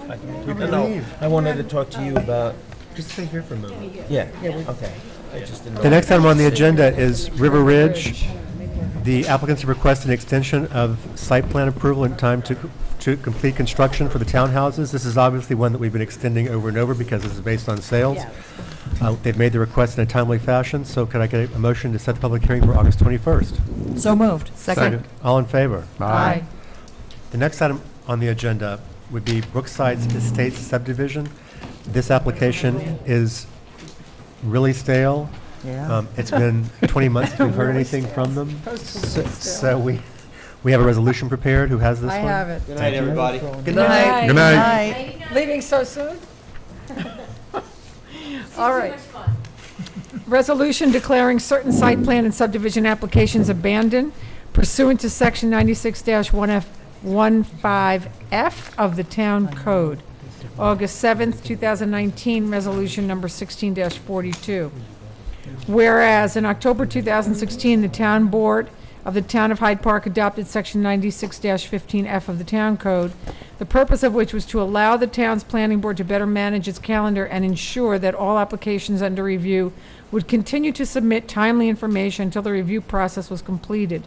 And whereas the Secretary of the Planning Board and the Chairman of the Planning Board met in January of 2009 and July of 2019, January 2019 and July of 2019, to review a series of applications where no information had been submitted in the past calendar 12 months or longer. And whereas times 4, now therefore be it resolved that the Planning Board hereby deems the subdivision Brookside Estates Major Subdivision abandoned, and any and all escrow accounts for it shall be closed, and all remaining balances returned to the project sponsor. In deeming the application abandoned, it is expressly intended that should the project be revived in the future, new applications will be submitted, fees shall be paid, and new escrow accounts be established. Second. All in favor? Aye. The motion carries unanimously. The next item on the agenda is another abandoned or stale application that we're going to declare abandoned. This would be the Carino subdivision that was first proposed in, are you ready for this? 2007? Oh, wow. The applicants. That was a tough Do we know one. what happened? I explained in my letter to Ms. Carino that actually, if they should have already put in a 75% annual renewal fee back in August of last year, plus they need to put one this year. And for a 2-lot subdivision, it would be cheaper to start all over again. So it actually would save money to declare this stale and start over again once they're really ready to move forward. So it has this resolution. I do. Thank you. Resolution declaring certain site plan and subdivision applications abandoned pursuant to Section 96-15F of the Town Code, August 7th, 2019. Resolution 40-07. Whereas, now therefore be it resolved that the Planning Board hereby deems the subdivision Carino 2-lot subdivision abandoned, and any and all escrow accounts for it shall be closed, and all remaining balances returned to the project sponsor. In deeming the applications abandoned, it is expressly intended that should the project be revived in the future, new applications will be submitted, fees shall be paid, and new escrow accounts be established. Yep. Second. All in favor? Aye. The motion carries unanimously. Thank you. I'll point out, like I just did to Ms. Dexter, I wrote these resolutions because even though there's plenty of escrow in the attorney accounts for her to have written them, it seems sort of horrible to have an attorney write or spend more money of your money just to declare it stale and therefore abandoned. In addition, if we did this, it would take 6 weeks before we could release the escrow because there'd be charges for Victoria that would take that long to process and pay. So this just makes it easier. So you saved them money. Thank you. I did save some money. Thank you, and time. The next item on the agenda is Louise May. This is an application for a waiver to install a generator at 33 Hudson Drive. Yep. It requires a waiver because it's located, it's an adjacent parcel to the Howard Mansion property, which is on the National and State Register of Historic Places. This would be Alan Hilliker and Vivian Lewis.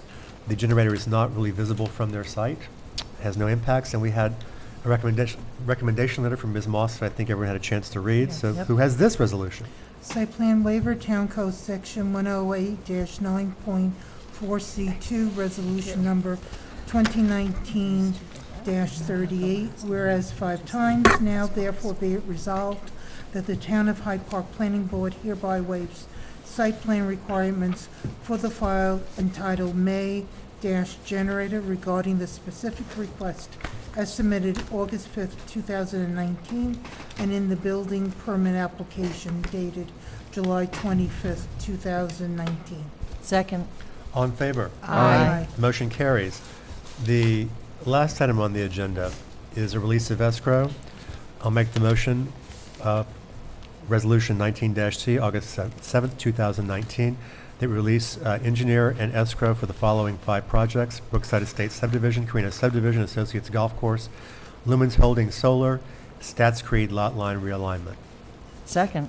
All in favor? Aye. And just a note, the Lumens Holdings Solar, Holding solar. It's getting was late. the project located where, Ms. Whitman? Off of Salt Point Turnpike, right? Yes. This is the one that was withdrawn. Right. Yes. And have you had a chance to go by there? Oh. You can already pick No, your to own pick your own- vegetables? Yes. Across the street from the sign-in farm. But you can now pick your own flowers and vegetables there. Yep. They started. Nice. Yep. Oh. They started. Well, it's It went summer. by that quickly. It's summer. This is true, and it's warm, and it's been And they're a raining. farm. They didn't need to. It was a farm already, but it's still, I just. Well, they had it growing great. in earlier this year. Yes, Yeah. I think, I happened to go by, stopped by, I bought some, I cut some flowers, cut my own and bought some. And the person who took sandwich? the money did not know who I was at the planning board, that this even had gone through anything, but when I explained it, he was like, oh, interesting. He said, this would have been a horrible location for solar panels. Stayed in the family. Yeah, the Which was family great. part, right? Yeah. Right, yep. So, otherwise, Need a motion to, may I get a motion to adjourn? so moved. Second. All in favor? Aye. Thank you, colleagues. Productive I don't know night. how long to hold on to 'em. Associates. Thank you for Thank you. Even if a long one. Even if a long Okay. one. You help to make things better. It's good because there are a bunch of them that have been